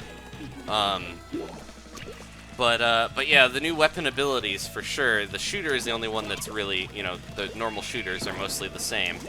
But having all these new types of weapons and new abilities on them to actually, nope.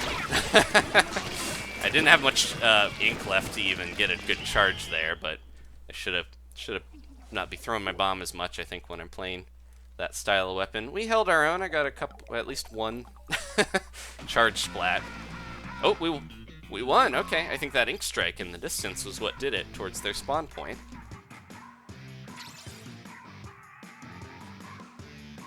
Okay, taking a sip of water here. So yeah, the different styles of weapons, just having buffs and stuff, it is not, I think, not just a way to be like, hey, look, it's the weapon you know, but it's cooler now, is a good way to balance certain things, like having rollers have the, have the vertical flick is going to mean they can get up walls, like maps like Flounder Heights, which I think we're going to see here in this next rotation. That is going to be a little easier as a roller to get up walls, plus you can deal with long-range stuff a little easier, which is nice. But yeah, just all the different new abilities have been cool to see. And the fact that the brushes are back, I think the brushes might get the cool roller ability to speed up after you roll a little bit. We'll have to see, though. That'll be nice if they get that buff, because all the other rollers got it. So, okay. So what are our maps and modes? Let's jump into the lobby real quick and just see before we swap out. So we got Turf Wars on those. Two of my, probably not returning maps, but two of my least favorite for Turf Wars, because Arowana really, lots of snipers, lots of chargers, and Hammerhead can change back and forth so easily. Maybe we'll jump back into ranked here. Kelp Dome.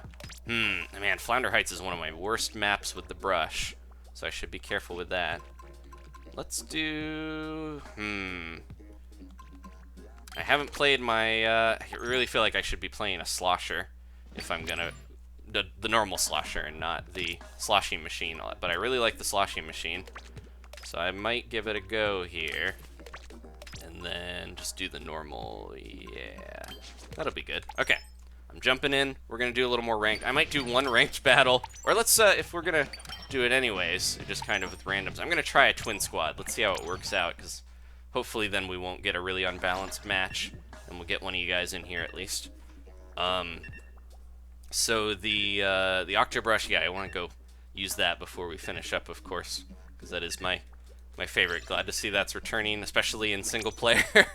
It's weird that they're putting a focus on that in single player, but it'll be nice to, yeah. So flings a roller, Isaiah's saying, it's kind of like a half dynamo, half carbon. Yeah, it's a little bit quicker, I think, and more compact, but it has a little more range with certain. I think it's the vertical flick is longer on that. And then what were the other ones? There's the Clash Blaster, which is like hyper crazy Luna blaster where it fires really fast. That's the one with it has crayons on it for whatever reason. The pun might be lost with the localization, but there's a really short range, quick like pop pop pop pop blaster that's even faster than the Luna, but it takes I think 2 direct hits or maybe 4 indirect to splat. So that'll be interesting. It's like Rapid Blaster combined with Luna. And then there was one more. Oh no, I talked about the Dapple Doolies and the Goo Tuber, which is the longer charge retention charger. So we'll have to see if that, if people get really into that style of combat sniping where they're moving in real close, then it'll be interesting to see if they use that a lot. Put that down. It's not gonna work out so well. I gotta really watch this side. They're right here. Yep, they are. Put that in. We can slow them enough. Man, this is crazy. Got the Rainmaker. Gotta get out of there. Ooh. Tried to throw my bomb rush in, but I feel like this is one of the maps that so many people are really good at or spend a lot of time playing on that I just never have been all that great at. So I really hope if the sloshing machine returns, if it gets a nice buff in some way, because right now I really do think the slosher is the better choice, because it doesn't have that much less range, and you don't have to get quite as precise a hit. This is more like a weird blaster. I do really just like the sub and special, like the Luna blaster is, oh no, we lost our, gonna have to do that in the middle of this. Hopefully that'll work out. Okay. But the Luna blaster is also the one that people use with this set, so I feel like that's a lot more popular than this. But yeah, there we go. Get in here and get this blasted. Get out of there. The Luna is just the more popular choice, so I don't see as many people using the sloshing machine because it doesn't have much to offer. It's got some big weaknesses, but it's a more defensive sloshing type with a more direct path that I do enjoy playing. It's just, yeah, I hope it does get some adjustments, because I feel like they buffed the normal slosher a little bit in one of the more recent patches, a while back now, but they didn't really touch the sloshing machine. Okay. Well, yeah, they're really pushing it, and we have not gotten any distance at all. Oh no. Yeah. Wonder if I can get up here and throw this down. Oh my gosh. Ah! Why did I? I meant to get up there, but I lost my, I started my special too early, and it really did not work out for me in the long run. Somebody gonna be going back here? Where are they? So now we have a normal slosher against me, and it will probably end up with me not able to compete and take it out in time. There we go. Ooh, this is the time. This is the time to go. So we took out half their team. Nope. Ah, they got back so quick. So quick, that's another thing you can see. Well, they've got comeback and quick respawn. So the biggest balance to abilities that I'm very happy to see is quick respawn is only going to really give you a bit of a boost if you have not splatted anybody. So it actually does encourage a more like sacrificial sort of playstyle. Like if you're the designated tower rider, you could do that and have that as your thing, and then you would get back a lot quicker. But they really did a lot to try to balance out that one playstyle that is so frustrating. Quick respawn, stealth jump is not so fun to play against when you have a whole group of them going against you on tower control. Because even now, it does feel like with this short little map, it is very tough to have much downtime against these guys. Okay, my team's going in. Bread's trying his best here to, nope, nope, jeez. So yeah, I got caught with no escape method, and they took me out because I wasn't watching behind. They're all pushing in. I should really be watching the center as best I can. Jeez. And they got the Rainmaker. Alright, where are they? There they go. Let's throw that down and maybe it'll hit them. Tried to get them. My bomb was like slightly short of where they were, I think. But I almost took them out. Yeah. Oh, this is so close, but they might just blitz it and get us in time anyways. They're using their special, it looks like. Really take us out. Okay. See if we can throw enough of those down there. Not gonna work out, most likely. Yeah.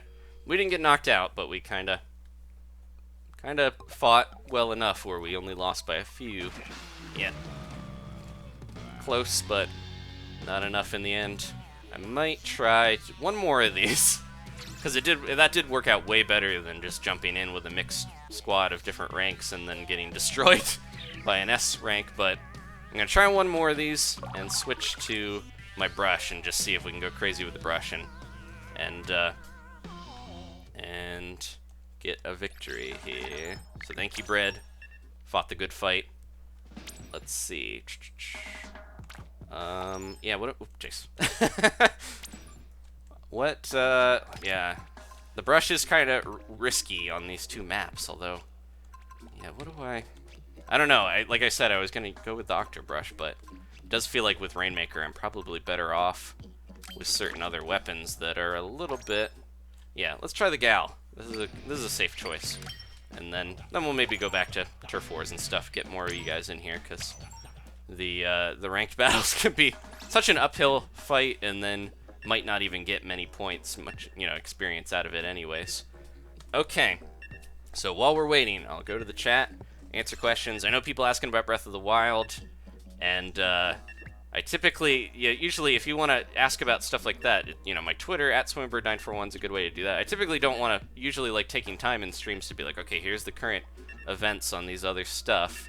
But if Breath of the Wild is, I got to do the big Divine Beast and try to get that going again here. But it's going to be a huge video, so hopefully that'll make up for when the wait is over. So I do appreciate people waiting for that.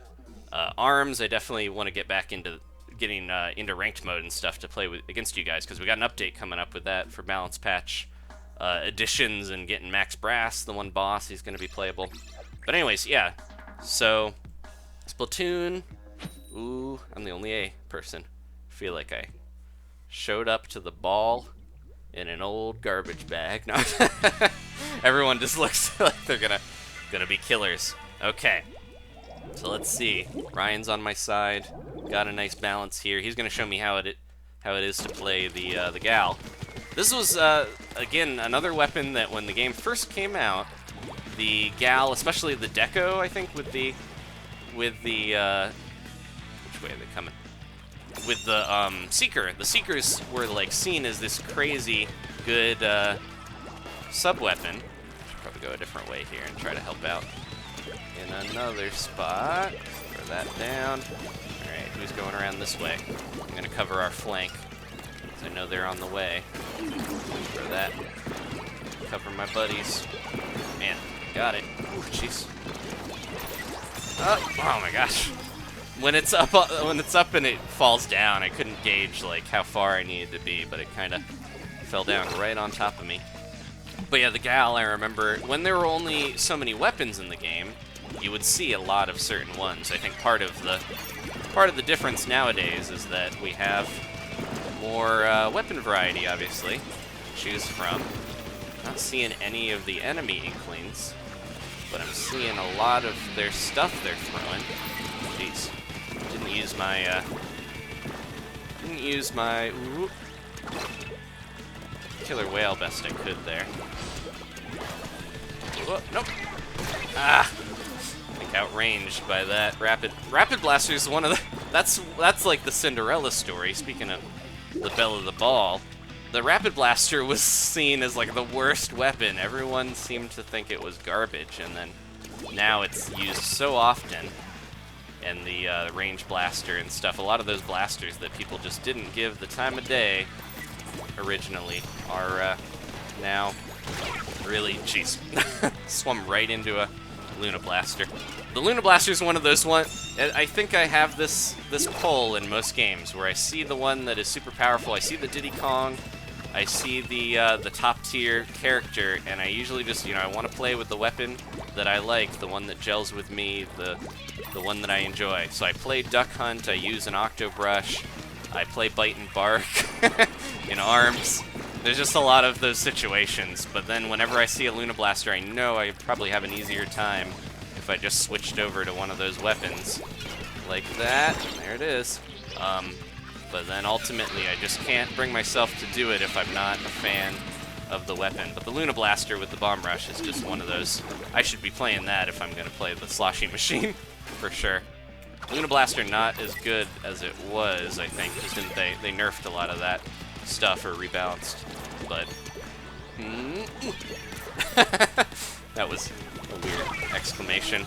Yep, got blasted by the thing that I don't hate it, but I know there's a lot of people that are like, pick up the Luna Blaster, and it is a good way to get splats pretty quickly. It's just tough to deal with.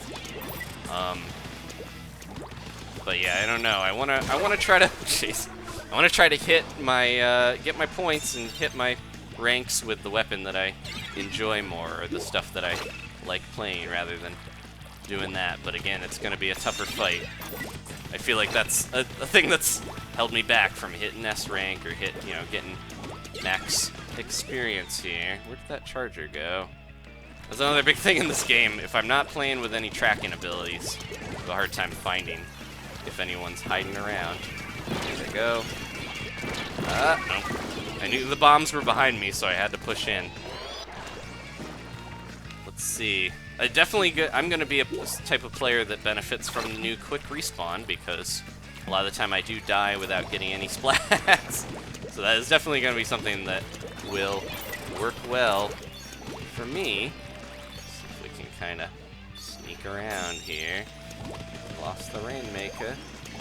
They're chasing me. That Luna Blaster's going to turn around, jump over the wall most likely. Face that way. Or they're going for the Rainmaker because they know that I'm not doing much. They're not worried about me, probably. Oh, they're coming back. Where are you going, buddy? Get out of here. See, I like outrange them slightly, but I'm still gonna most likely lose to, yeah. Their aim is good.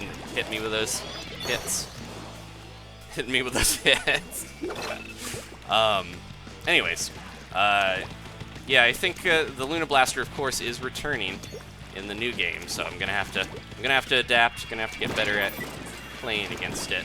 Hopefully, I can do it. We do have a lead here if we can hold on. And look out for that one charger. Jeez. Try to keep this locked down. There we go. Come on. All right, there they are. Can I hit them? There we go. All right, I helped.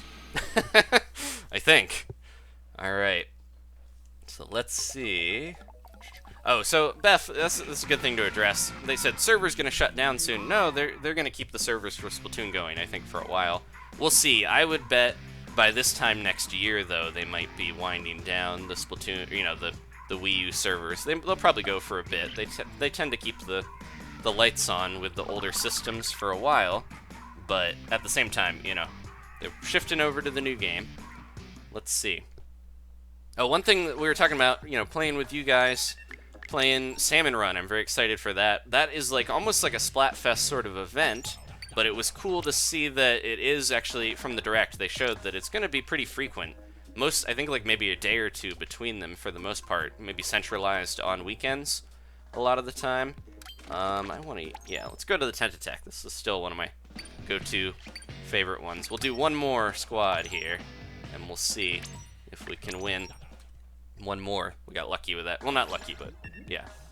Was it Ryan was the one on our side helping us get those points. We went back up a little bit. But yeah, Salmon Run, the times are kind of special events, and I think the idea is that, ooh, we might need to get a different, sorry, JMRR, but I think a B is just we're gonna get matched with, oh, well, let's try a quad squad, let's see. A B is probably just gonna get us matched with a bunch of S ranks, and that's gonna be so tough. Hate to do that to you. But yeah, the Salmon Run, having it only on certain times unless you're playing locally, I know that was kind of a controversial decision, but I think the idea is most people are going to play, Turf Wars ranked mode, and then when the time comes, when the Salmon Run, when the gates open, then people all centralize on that. But otherwise, I think it would split a lot of the lobbies, because a lot of people would be playing one or the other, and it would not amount to as many people getting into matches as quick, and I think they want to avoid that, so that's why they're making it kind of an event sort of thing. But the good thing is, if you play locally, I'm going to try to get Danielle, I mentioned, my girlfriend, to get into the game. She tried out the demo a little bit. I'm going to try to get her to do a Salmon Run, twin squad with me, because you can do 2 people on a thing, and I think it scales it down a little bit. So we're going to be able to play some local Salmon Run, even when Salmon Run's not going on. But when it is, you guys will be able to jump in and join, which is going to be good, because you'll definitely help, I'm sure. A lot of you are so good, so much better at the game than I am, but I'm going to try to step up, especially with the new one. I'm excited to get used to the new controller more and have that as my my go-to, and set aside the gamepad to rest peacefully. Let me see if we can. So one thing I always forget to check on this map is whether or not someone is heading up the side wall to ambush me from the other part. Let's see if we can get a bazooka going. There we go. There's a dynamo there. I definitely saw that. Ooh, I see you down there. Man, that was so quick. They kind of blitzed down. And this is a bad spot to be in, because I can get squished against the wall. Alright, go, go, go, go. Booyah. Booyah, buddies. Yeah, more recently I've started to use the splatter shot more, so I feel like the splatter shot is my new, default for if I just want a normal weapon to play as. Let's see if we can kind of go around here and get some distance at least. Oh my gosh. Well, it just got bombarded by stuff. That was crazy. I thought it was going to be a little clear because we had that killer whale going on, but it was not to be. We got people going. Oh man. They're all over the place. I'll be heading up here. My shadow scared me.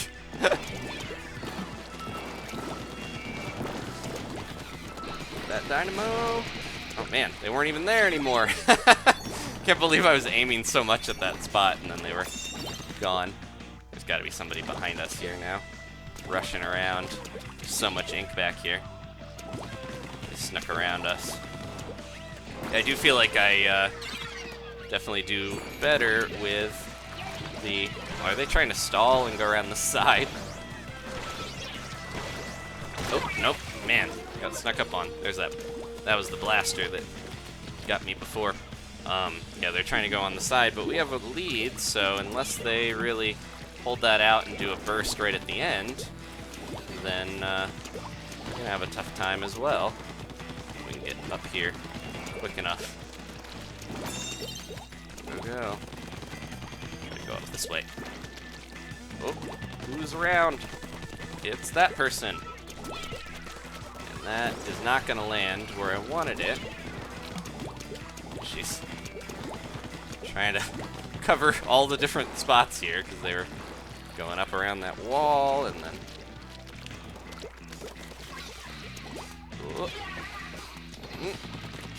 He just got taken out there, so that's not a good sign. There we go. Okay. Ooh, look out. Got my bazooka. but in the long run... Oh, look out! Nobody... Yeah, people are just kind of jumping right in, which seems so risky. Jeez. I wonder why they're just kind of going in. It seems way too risky. But maybe they know that they don't have much time left. Trying to see if someone's gonna sneak around us. We can get this guy. Man, I do have my Inkzuka to maybe hit him. Man, yeah, they're around in the spot where I'm not gonna be able to. They are probably all long gone there, as I was trying to shoot him with that. They're pushed back. That should. Ah, man, Blaster's so good. Blasters and Chargers, two weapons I almost never play, but I see a lot of people, gravitate towards. It's interesting.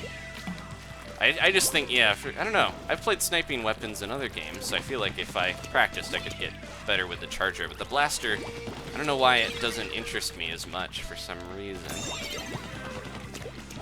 Be careful here. So they're going to try to blitz around this side, most likely. Go into a annoying spot. Oh. Who's coming around the side? We just kind of have to hold on to that, and we should be okay. Oh, I was gonna see if I could throw that suction bomb on the grate, and there was a lot of super jumping just kind of right in the mix, which seems really risky, because we were taking them out real easily. You could see where they're landing, but it's almost like they were, yeah, they've switched over to the new stealth jump, but we don't have that yet. Jeez. MKG, man, Froyo's the one that was on my team directly, but that MGK Gamer 17, I had a match recently because I was trying to, get a little more experience off stream and practice a couple weeks back, but I had a match with someone got 30 splats, which I don't know if that's a record or, let's try one more with this squad. I'm sure there's more, there's got to be higher record splats out there. But that one just really seemed insane. I don't think I've seen anyone get more than 30, but I'm sure you guys probably have good examples of people who have gone above and beyond. Let's try, how much I was talking about the Luna Blaster Neo. Let's try it and just see if I can do it and, cut the mustard with this thing. Okay. So, Espresso said, are you going to do private battles? We could probably do a bit of those to get more people in. The problem is I almost always do private battles in these streams. I've done tons of, this is like the 140th or something episode, and most of those are streams and playing with you guys, and I've done so many of those that that's part of why I'm not level 50 yet, because you don't get any experience in private matches. So I have not earned any. You get the experience in a literal sense, in the real world of practicing, but you don't get that little number ticking up, which is my big goal here. Oh, did I? Okay. We're waiting for Jeremy, but it's gonna, there we go, auto get him there. Okay, I'm gonna take a drink of water and check the chat while we're waiting for this match.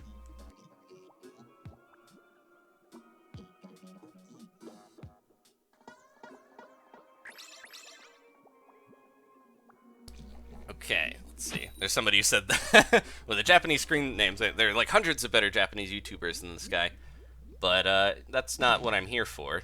I'm not claiming to be the best or, even in the upper echelons. I play games that I have fun playing and play with you guys and stuff. And that's my big goal. If I did want to, devote all my time to one game, I feel like I could probably get really good at Splatoon. But there's too many other things to play. I'm not going to limit myself to one game and play that all my time, because I got a real life as well that I got to do, making videos, living life, buying groceries, all that stuff that's not necessarily so fun, but you got to do. So anyways, let's see. Oh, they're sneaking around. Yeah, I had to adjust to the fact that I didn't have a suction bomb. I threw my splat bomb and was like, wait a sec. That's not what that is. So yeah, this... Oh, jeez. Nope. Nope, I got him. Okay. The Luna Blaster, I gotta get so used to having to get close to actually get splats as well, which is I'm used to with the brushes. I just gotta actually get close enough to See the whites of their squiddy eyes if I'm gonna get a splat.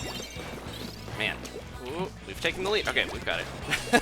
Sometimes I get so focused on just trying to survive that it is a little tough to even tell what is happening in the madness with all the squids and kids going around. I saw someone there.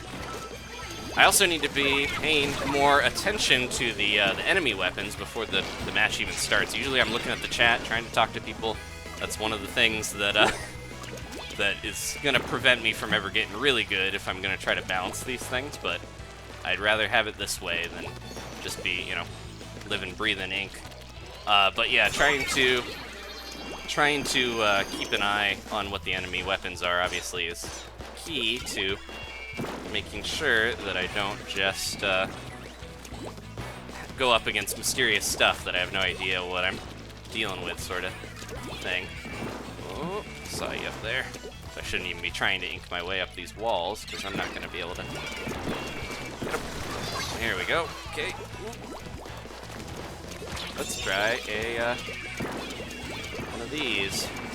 Leave a bunch of those for somebody. Here we go. They didn't get hit by any of them.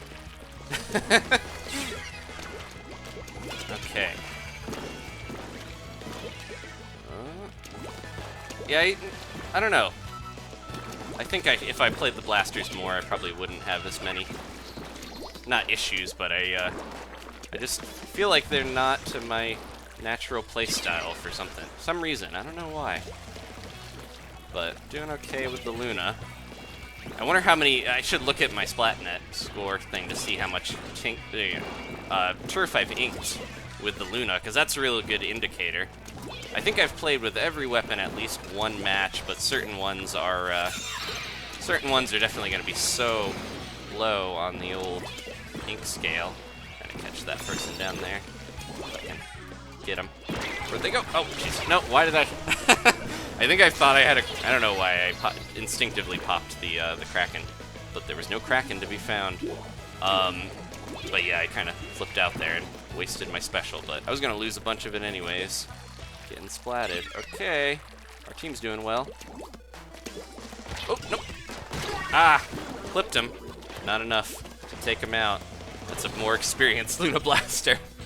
But yeah, I think once we're in the new game, I'm going to try to redouble my efforts to get a little bit better, because I have slacked off playing every couple weeks and not playing consistently, and make this sort of thing happen where, you know, look at this guy zipping around and I'm idly talking.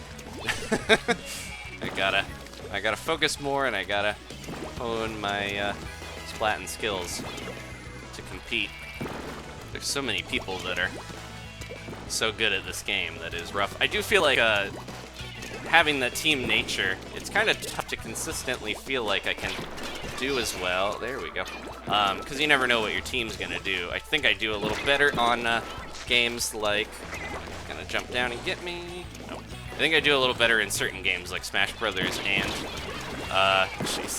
and ARMS and stuff, where it's all down to me focusing on one person and not a game where I have to focus on an entire group and be paying attention to tons of stuff. Just saw someone jump in there. Here they go. Oh, man, they're trying to move it. Oh, man, the carbon rollers have a tough time too, because they just go crazy. But we got it. We did it. Take that guy in the chat. No, I didn't get very many splats, but the Luna is one that I need to practice more with, I think, if I'm gonna start pulling my weight more. Okay, how are we doing here? We got a couple. It wasn't too bad, but the Bloop Troop picking up the slack. Okay, I think back to Turf Wars. I can get more of you guys in there, and we'll get a decent amount of. I think it's more consistent to win in that usually, but I do appreciate all the people jumping in, helping me get a little bit more rank and experience. I'm gonna have to see here what the old estimate is. So we've been going for a couple hours. What the estimate is on the experience, because we might not be able to actually make it to my goal. But, I almost wonder if I should go to, maybe we'll hit 200, and then maybe we could do another one of these, because I did want to try to do the amiibo stuff. But I'd like to be able to hit max level, even if it's not all on stream. This is just the highest climb that I'm going to have of all levels right at the end. But the light at the end of the tunnel is a brand new game waiting for us here in 2 weeks. Okay, so we're getting into regular battle. Curious Drawer was like, I'm waiting for regular battle. That's what we're doing. Turf Wars, so we can get more of you guys in here. Hopefully you're able to jump in. I appreciate everyone, you know, who keeps trying. It's a little tough. That's another thing that is going to be nice with the sequel. I think we'll have an easier time setting up certain stuff. They actually haven't said anything about trying to organize like tournaments and things. There is the spectator mode, which is going to be great. So I can have a full, you know, thing of a bunch of you guys, and you know, full 2 teams of 4, 8 of the Blue Troop playing, and I could just spectate and actually set up tournaments, which is something I always, you know, I wanted to do with this game. Like with Smash Brothers, we had Smash tournaments, but this game it's a little tougher to do that sort of thing. But yeah, the new one is going to be so much easier. We'll have Splatoon tournaments, which will be cool. We'll be able to do that, and I'll actually be able to watch instead of hiding in the ink and making one of the teams have one less player. The methods that I had to try to get that to work was interesting, but ultimately we did one of those, and it did not seem like it was going to work out for the best. Alright, he's going to think that I'm gone, but I'll be here. I'll let him deal with that guy, and I'll go back around here and make sure the center is inked. So yeah, with, I don't know if they don't seem to have too many chargers that I can glean. That's another cool thing, is being able to see what weapons your team and the enemy team has a lot easier with the use of, jeez. Why didn't you tell me that, Charger? No. Yeah, he backed up, so I should have known something was wrong.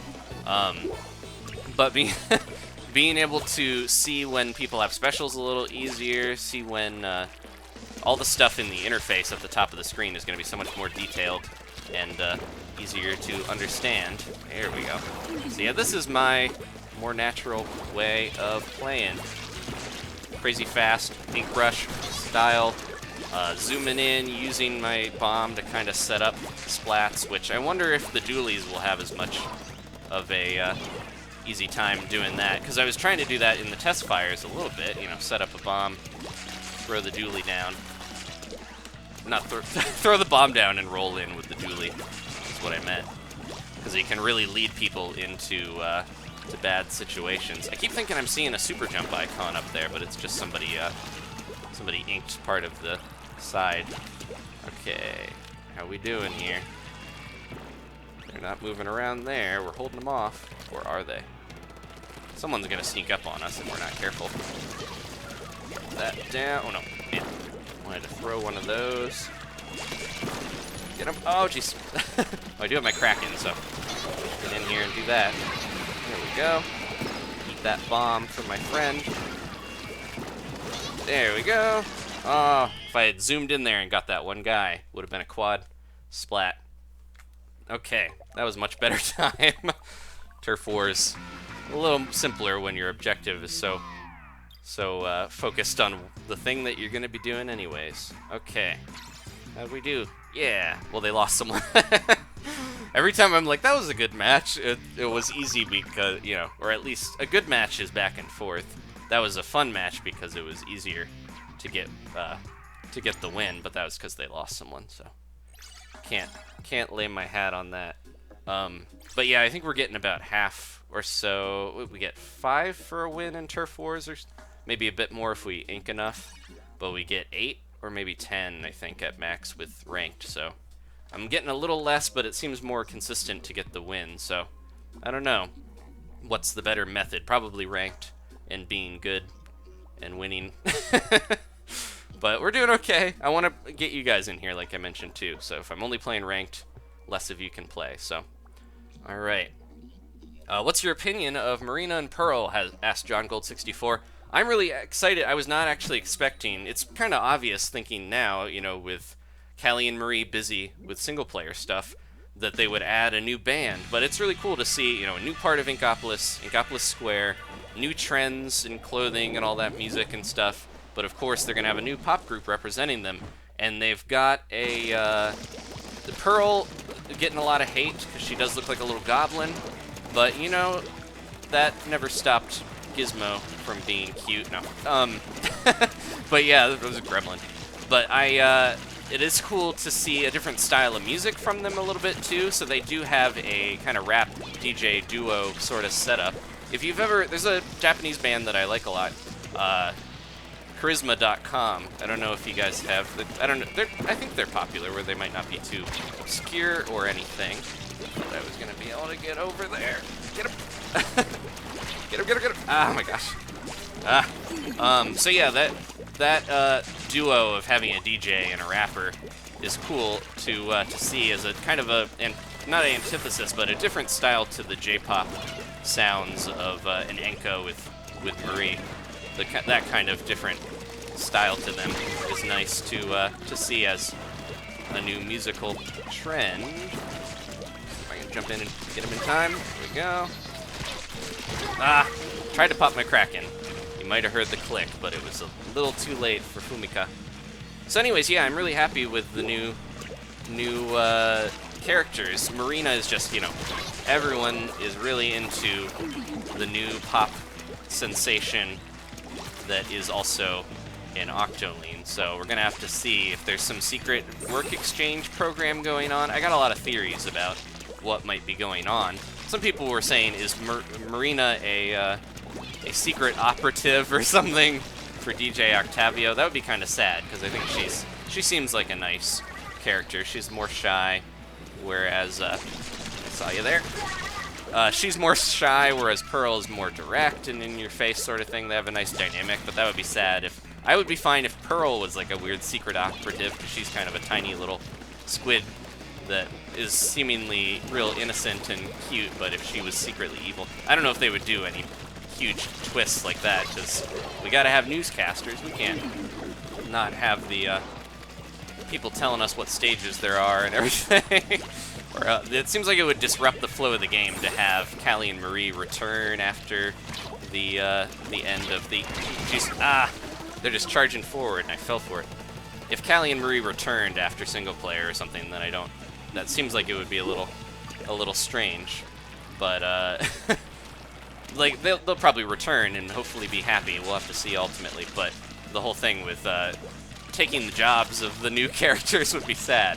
I think people are going to be fond of Marina and Pearl enough by then, but yeah, I'm a fan of them already. Their music, actually feel like I like it a little more. Like I mentioned, they remind me of a band that I already really like, so I think it's nice that they're switching stuff up. Same as the battle music. They got Wet Floor is or was it Rip Entry, maybe the album, and Wet Floor is the band of all the new music. Okay, let's see here. Someone said, I hope the single player won't be too long. I think it's probably going to be around the same length. We'll have to see. But yeah,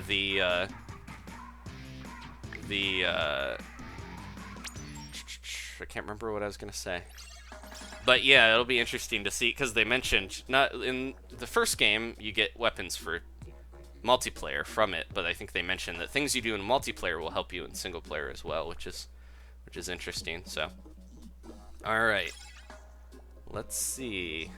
We're getting more you guys in here, which is good, and I am so close to 200. Not really. A couple more matches, and then I think we're gonna end out there, because this is turning into a Splatfest type of marathon. But I do appreciate you guys, hanging out as we try to make the climb. I think when we get towards the end, I will do a private battle. Olivia said, Olivia's asking for that. But you guys can all get, I can have the same amount of players in Turf Wars here. Once you guys all join, eventually, this lobby will just be all of you guys. So I feel like this is a better way to do it, because then I can still get experience, and you guys can still play. And that guy's gonna throw a burst bomb at me and just go crazy with that. Get him, get him, get him. Ah! Gotta get out of here. Yeah, the brush, I moved on to the Octo Brush at a certain point, but I still feel like I have a lot of fondness for the Ink Brush and its ability to escape a lot of tricky situations. Oop, jeez. Well, that was either Dylan was going to get me with the roller, or I was going to get sniped there. But yeah, the Ink Brush, it's going to be interesting to see if there's any other brushes, or any other buffs to the brushes, other than probably being able to speed up. I think they're going to add the thing from the rollers, where you can kind of speed your way up, and if you have an extended roll, seems like that's what they're gonna do. Ah, man. Trying to hit him with the bomb because he was on the grate. Fighting the slosher at range is not gonna work with the brush. We've got some beacons down, too. But yeah, if the brushes get some type of extra buff, I would be very happy because, you know, I'm all about having new stuff on the weapons. Especially the ones I really like. Ah, jeez. The slosher has really got it out for me, it feels like, but they got somebody going in to their area. They're probably going to go after him. And that'll be my chance to sneak in, maybe. Revealing my location a lot by using bombs, of course, but... Too far away. So that's the downside of the Ink Brush, is that I can't get the range that I can on the Octo Brush. We got the slosher just moving right in, like he owns the place. We can get in around enough to get him. There we go, somebody got him. Ooh, careful now. Alright, I really gotta try to push in around the side here, maybe, and get turf in their area, because they're pushing into ours so much. Ah, jeez. Then another thing, too, is, like, if people are watching the stream, they know the exact path I'm taking by the time I get over there, so I feel like Alpha Star was waiting with his Inkzuka. No excuses, though. I gotta adapt and deal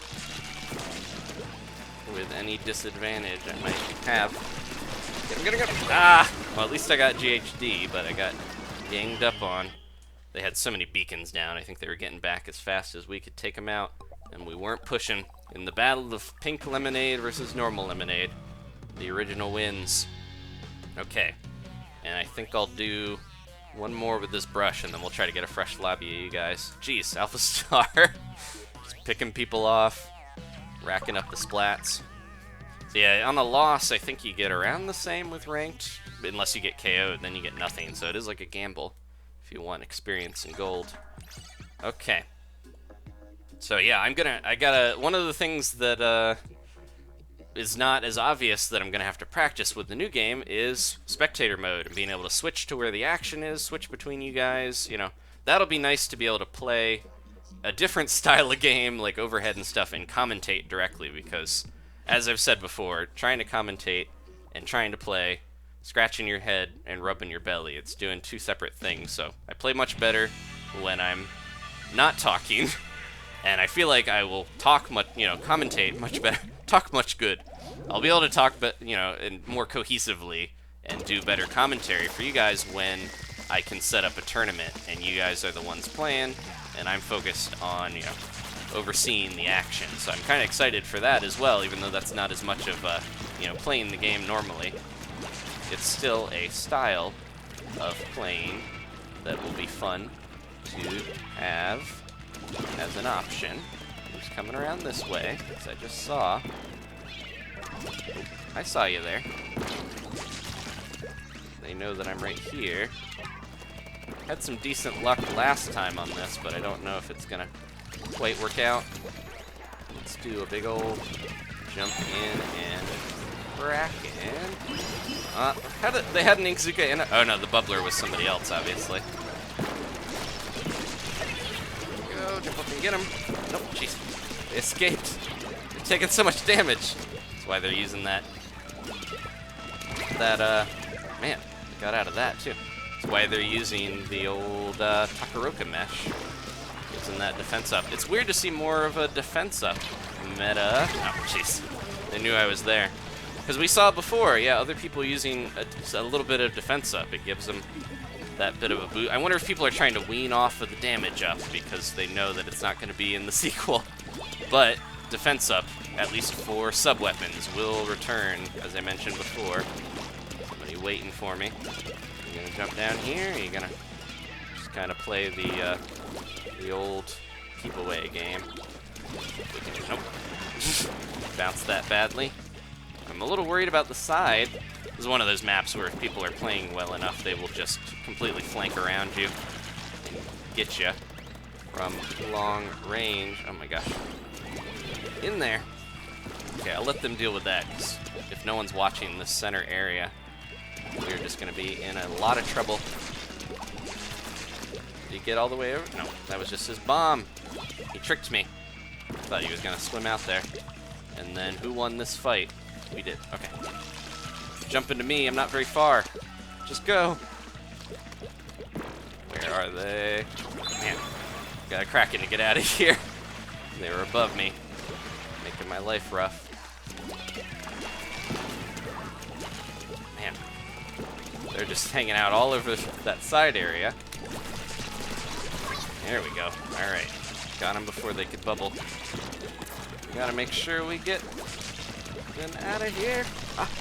Can't believe I survived that. Throw that down there. Oh my gosh. Didn't catch anyone. Man, we were pushing in, but they went back almost immediately to take us out. Keep going against Alpha Star, where I think we do a little better with him on our side. Alright. And the sad sound of me just kind of stuck in the ink. Okay, so I'm going to switch lobbies, get another group of you guys in here. And Alpha Star says GG, yeah. He's definitely an asset to his team. We lost Andy. That was our downfall. We couldn't win without Andy. And we're at 150. A couple more, yeah, maybe, when we get closer to 200, I'll do a couple private matches to finish up, but yeah, I guess it's still the final Splaturday, even if I stream again. Because if we don't stream, you know, on a Saturday for this game, then we'll be, sticking to that. I'm trying to think of a good weapon for Turf Wars that I could use on the maps that we got. Because both of those, yeah, I don't know, I think let's go with the SpongeBob Soda Slosher here. I think that'll work out okay. There's a lot of little vertical areas and things that'll help sloshing over. Okay. So this is it. We're getting in the home stretch here. I think we'll go, yeah, a little bit longer. My goal, like I said, we'll hit 200. Such a huge climb to try to get to level 50 at the end. Not doable in one stream, I think, unless I focused on ranked and just hit win after win. Okay. Let's see. Oh.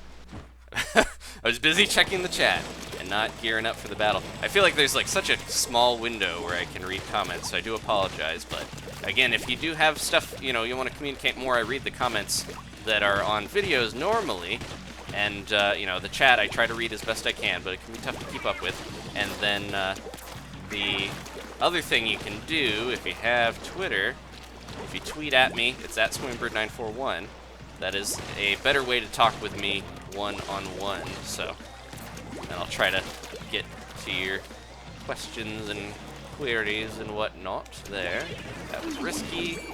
Why did I do that? Nope, they got out of the way, so I'm not gonna hit them. Ooh, they're tracking me, so now got no refuge. They know right where I am. Yeah, somebody else got him. Good job. This is the map that I mentioned before. I'm not against it normally, but if you are playing most modes, especially the good old Turf Wars here, ran out of juice. If you're playing Turf Wars, I feel like it is so easy at the last, not even 30 seconds, the last few seconds, this map, you can kind of blitz to the center so quickly that it feels like it just really turns over in an instant. So you can have the lead the whole game, and then somebody dies right at the end, and you have you're down a team member. That is all it takes, which can be frustrating. I think it has that Mario Kart comeback factor that they want people to feel like it's not over until they, you know, until the match is done. But at the same time, it can be disheartening to really have a good lead and then you get taken out. See if we can catch anyone there. The range on this is not enough for me to get most of these guys between the platforms. There they go. I just got hit by Tracker. Oh, they're over here. And I'm not going to be able to get out from one and hit the other. Jeez. Ooh. Yeah, that's my...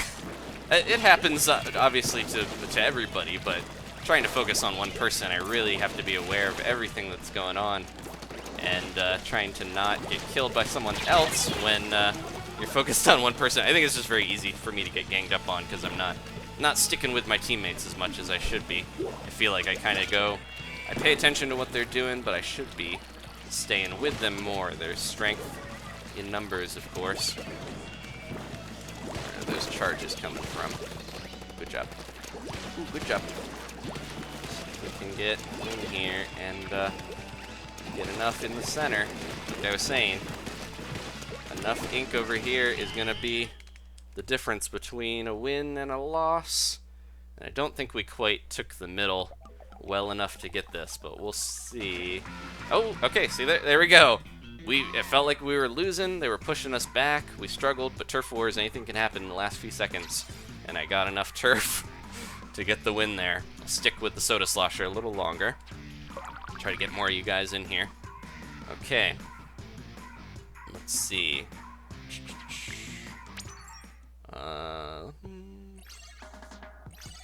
Lots of people talking about Zelda. More Zelda on the way.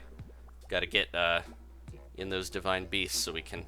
I think the new story mode DLC with Zelda has got me more excited. The one that came out with the Trial of the Sword was cool, but yeah, I'm excited for... I think like September they said that's coming out so soon. There's such a blitz of stuff where I've been really happy with this first few months, you know, the launch window of the Switch. We've had a pretty big game each month or so. And we've got Splatoon, and then next month, yeah, we're getting Bam Bam Bam all the way up to Mario, and hopefully there's more stuff on the way. So I've been excited to play all this new stuff, but it's also a lot of game to take in, a lot of things to play. Okay, let's see. We got another Arowana here. So this one, yeah, I don't know. If we were jumping into ranked and playing Flounder Heights, I might benefit more from the Slosher, but I gotta be real careful with these E-Leaders. Got 2 E-Leaders. This is kind of the map for Charger to do well on a lot of the time, because we've got that huge center area to just go crazy. But, you know, if we get in there and stop them in time, maybe, no, jeez. The intersection. So many people have, yeah, like I mentioned, played this so long and played a lot of these maps so many times, they've got their strat locked down to a science. And it can be real difficult to deal with a lot of this stuff. So yeah, not only are they sniping at me, but they got bombs to throw out. So the one is there. I'm not going to be able to get the one Charger unless I get the one out of the way as it is. This is very tough, I feel like. Oh, they're going to jump up on me right as I... Man, jumping up and bursting. That's all they need to do. They're riding the wall with their bamboozler. Get him. Oh, it's Froyo. Froyo, good play. He's definitely on the friend list here. Alright. Yeah, another thing too, I tend to play defensively. I definitely cannot stick to one area too long, because then everyone, you know, that's watching knows exactly where I am and what I'm going to be doing. But the problem is, some of these maps, I feel like you get locked down into a spot that can make it tough to ever, yeah, push in. Look at Ash, and definitely re-rolled, or they got new gear they're just messing with all that damage up and nothing else. Yeah, I think this is going to be one of those matches where the way that the Chargers are supposed to be balanced to maybe not be as good at turf war, but I really think it doesn't really matter if you're good at ink and turf sometimes if you can lock down enough of the map, because your opponents are just not going to be able to get any of it. They're tracking me. The echolocator I'm very happy to see gone, because the point sensors are one thing, but being able to just completely track the entire team is another that I'm not a huge fan of necessarily. Thought I would have had him there, but I guess not. Jeez. Having a rough time with this bamboozler boy. Somebody get him? I hope so. Trying to push in on these guys. There we go. Got one of them. Oh, get that one. Man, he jumped in so fast. My aim is so horrible. And we're not going to get the center in time. I don't know. We actually, somebody steamrolled through in the last little bit. Also, they were so focused on getting splats that they didn't even cover a lot of their home turf, as you can see. So, there we go. When you jump from rank to turf wars, you got to remember to... Oh, it's because Gustavo got knocked out. I was surprised we almost had 3 E-leaders, because Gustavo, I know, is a really good Charger player. Okay. Let's do one more with the Slosher, and then I'll switch to a new weapon, because I'm having mixed results with this. And I'm going to get some water and check the chat.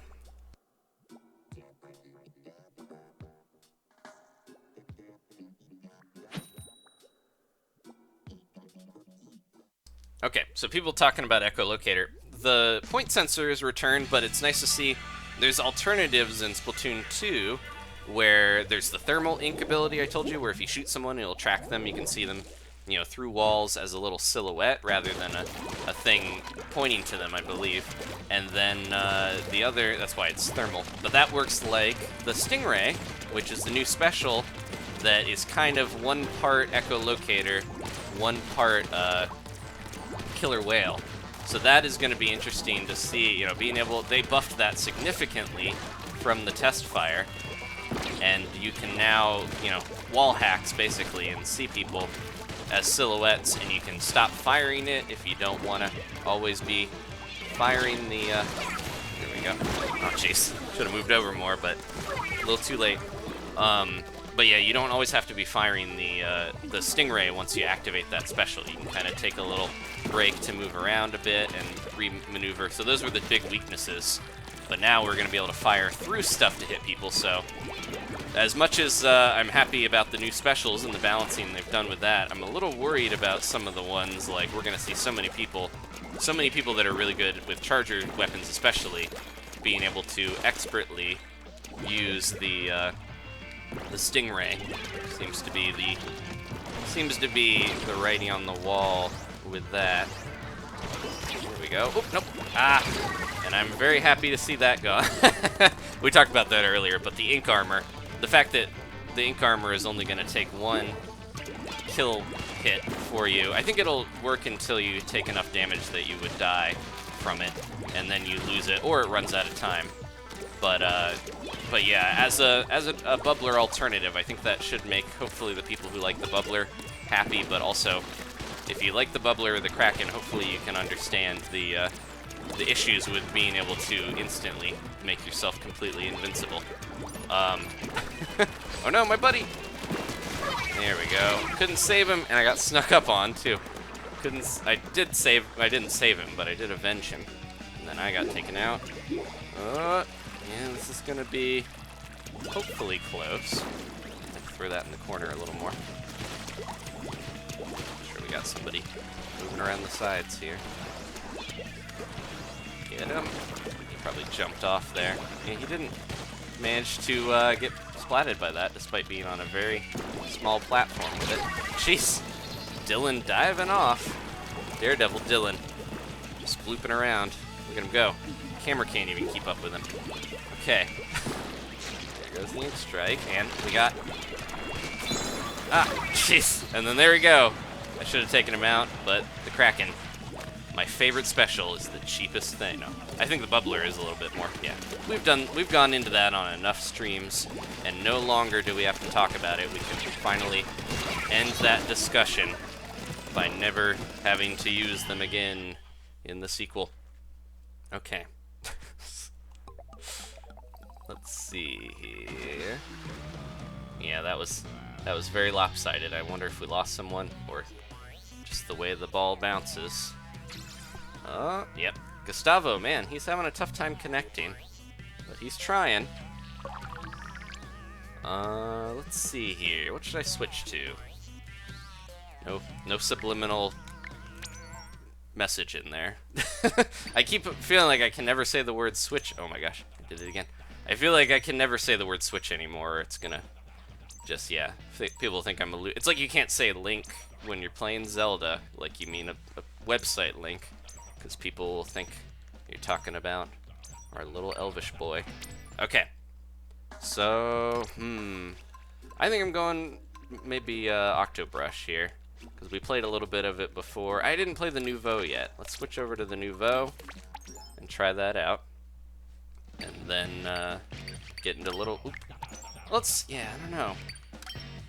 It's risky, but I'm going to try another Quad Squad to mix it up, to keep it fresh. That's another thing, too, with the Off the Hook, the new Squid Sister, you know, the new duo. I think their catchphrase is like, don't get caught, stay off the hook, or whatever. Like, it's different, but similar enough, where if they did turn out to be an evil team that was trying to overthrow the Squid Sisters and, you know, thwart them in popularity, I wouldn't be too surprised, because they almost seem like they are trying to emulate them. But, you know, it's like ARMS or different stuff where we got Mechanica looking up to Ribbon Girl looking up to Twintel. Everyone's got their idols and their people they look up to, so maybe Off the Hook are big fans of the Squid Sisters. They probably are. Okay.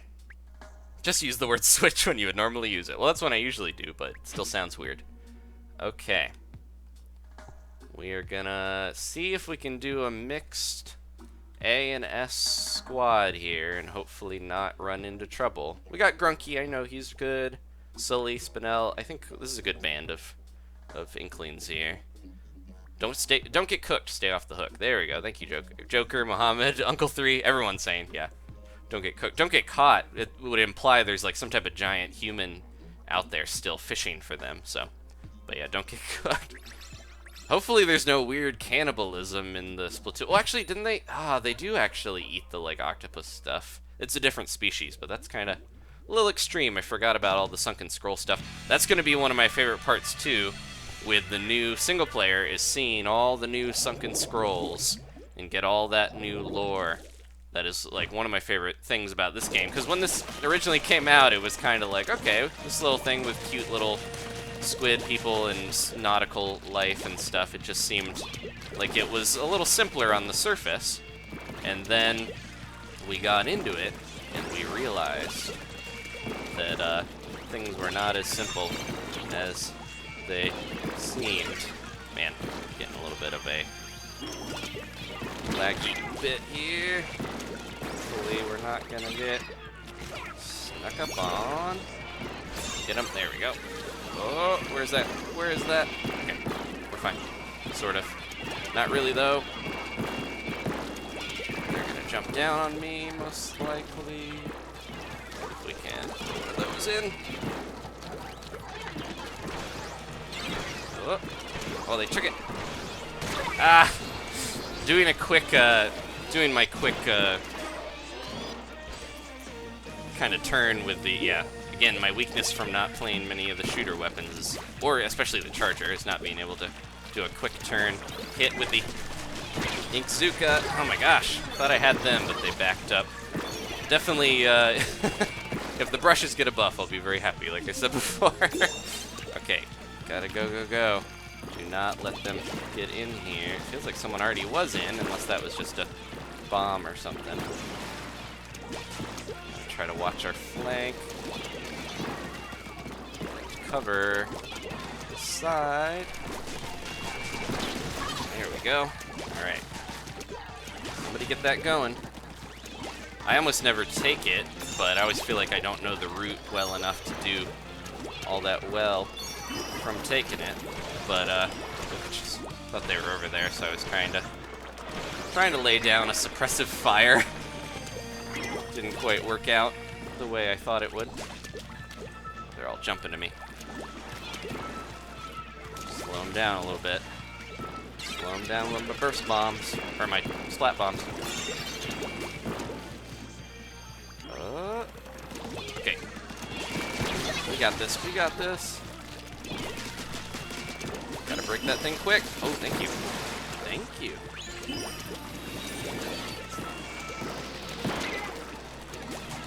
Somebody's gonna be sneaking around the side here, just know it. There they are.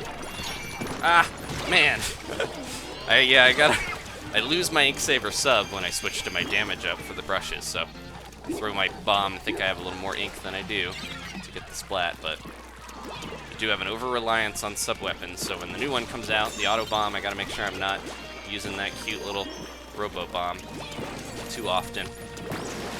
Alright. Gotta keep this going. Man. Oh my gosh. Point blank. There we go. I was gonna say, stopped him at least. I don't know if it would be good to go another way. I'm gonna try to sneak around here. Somebody help me.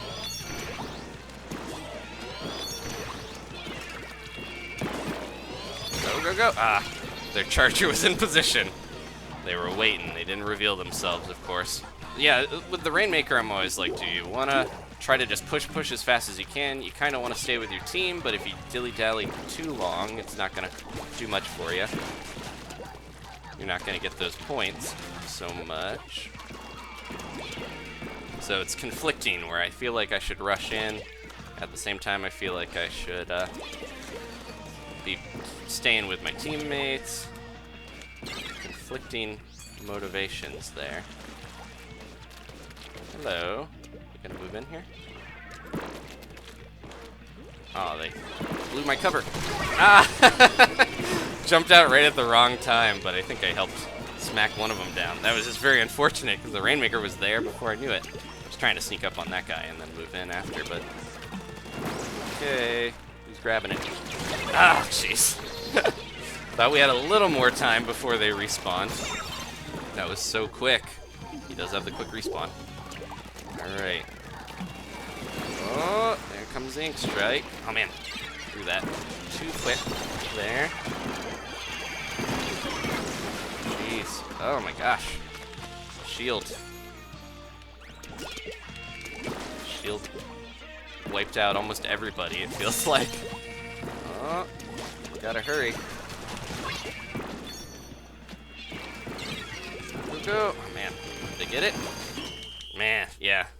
We were going around the wrong way. I know they were going into the corner for some reason, unless they were trying to go up on the walkway and cut through. Well, didn't work out. Let's see. Yeah, I think we didn't get knocked out, but I think we're still gonna get a pittance of points. Because we had a, yeah, well, they had one B ranker, but who knows if they were actually B. They were doing pretty good. We got the 5-minute bonus, so that's as much as we would get in Turf Wars. Okay. I think I'm starting to reach my limit here, so let's do a private battle. Let's finish up. I didn't hit 200, but we've been going for a while here, so I hope you won't begrudge me ducking out after a couple matches with whoever wants to jump in. Thank you guys so much for watching. Feeling like a Splatfest here with the length of the stream, but then of course we're in the middle of summer, like a lot of those Splatfests that were so warm, long enough in the office streaming or recording with the air conditioning off. It's like, ugh, gets to me. Okay, let's let's do tower control on Mahi. If Mahi doesn't return, I'll be sad, but it would be nice to see one last time here, and we will have one final match to finish things off. What's a good? I gotta try to divide people. I guess I'll just let it randomly shuffle because it's hard to tell the ranks. And I think I gotta go out with my favorite, the well, I don't know. Let's go out with the Octobrush. I think it'll be fun to go out with even if it's tower control, which I don't think the brushes are great at. All right, thanks again, guys. This is going to be the last one here, I think. And then I'll probably, even though this is the final splatter day of the Wii U Splatoon, I think I'm going to try to get a lot of those points and get myself close to leveling so we can do that. Maybe one last stream to finish things off before we move on to Splatoon 2. I appreciate everyone who stuck with me for so long and been watching. You know, it's been several years since this game came out. So many of you guys still playing, still watching, and hanging out, and I appreciate it. Okay, the stream is still going. Let's see. Oh no, the chat disconnected. Uh-oh. We'll get back connected here. Anyways, I'm on orange. Let's see. We get a good ink color. Yeah, we got the orange and blue, the Splatoon colors, to finish things out here. Alright, oh no, it's orange. Blue and yellow. On the map, it does look orange. It's weird. That happens with a couple of the colors. Sometimes the blue will be purple, and then you look on the actual screen, and the colors are a little bit more. This is one of my favorite color combos, though. Very contrasting. Looks like Earthbound. Reminds me of Earthbound. Alright, let's see if we can move in and get on the tower here. Ah, got a blaster, though, that is going to cause me so much trouble. Where are they going? Here comes a Kraken. Try to slow him down. Oh, that was one of my guys. Ah, jeez. Try to get back up there. Get some beacons going. I wonder if I can slip around and... Here we go. Ah! Couldn't get fast enough. I took somebody out, but I couldn't turn fast enough. Kaio's giving me a run for my money with the Octo Brush. Oh, we got someone on the tower. Go, go, go! We took the lead. See if I can get on here and lay a beacon at least. Ah, where'd they go? They're around that way. I can see a brush going around. Go, go, go! I'm at least distracting them from the tower. They're trying to get a splat. They don't know. I see you there. Okay. We get on the tower. Get around these. Oh! Ah! The clash of the Luna versus the Octo Brush. One weapon that I'm not as fond of, and my favorite. He's trying to show me which is better in the long run. Okay. Oh, they got a Kraken, and I got blasted. Yeah, he's definitely trying to show me the Luna is the way to go. Maybe it is. I gotta stick to my gun. I gotta stick to my brush. Okay, well, they're pushing in. Gotta be careful here, because they're gonna really be, there we go. Okay, this might be the time to jump on. There we go. Oh, we're good, we're good. Just be very, very careful. Gotta put some beacons down. Last tower control here, one of the last before the inevitable change to the style of using the little checkpoints, which is going to be interesting, because you're going to have to be able to hang on that tower that much longer. Oh, we got the lead, but it can go either way. Come on. Let's push, push, push. And not get surprise blasted here. Because I know somebody wants to sneak around and go for that. See the brush there. They know exactly where I'm at. Ah, man, went for one. Wasn't even getting shot by that one. Oh no, we lost the lead. We gotta bring it back. Come on, Team Blue. Blue. Man, they're spamming their specials. Getting the last little bit here. Ah, and they got it. Ah, unfortunate. All right. This is the final Splaturday, but it's not the end. Thank you guys so much for watching. I'm going to bow out to the yellow team here. They deserved it. They fought well. I got a couple splats in there, so I'm not, not sad. We had oh, jeez, all S's versus A. We fought pretty well, considering with a bunch of A rankers in here with all the S ranks. All right, thanks again, guys. Please leave a like if you enjoyed this. Maybe subscribe if you haven't. Splatoon 2 on the horizon. I am very, very excited to get into the new game. Such a huge upgrade. 2 years can do a lot to Inkopolis, and we will see that very soon. So please tune in for the worldwide, or world premiere Splatoon 2 Splatfest next weekend, and then the weekend after, the game is out. Maybe we'll have some special stuff in the interim, as well as other series, not just Splatoon. I promise. All right, thanks for watching, guys. I'll see you next time. Goodbye.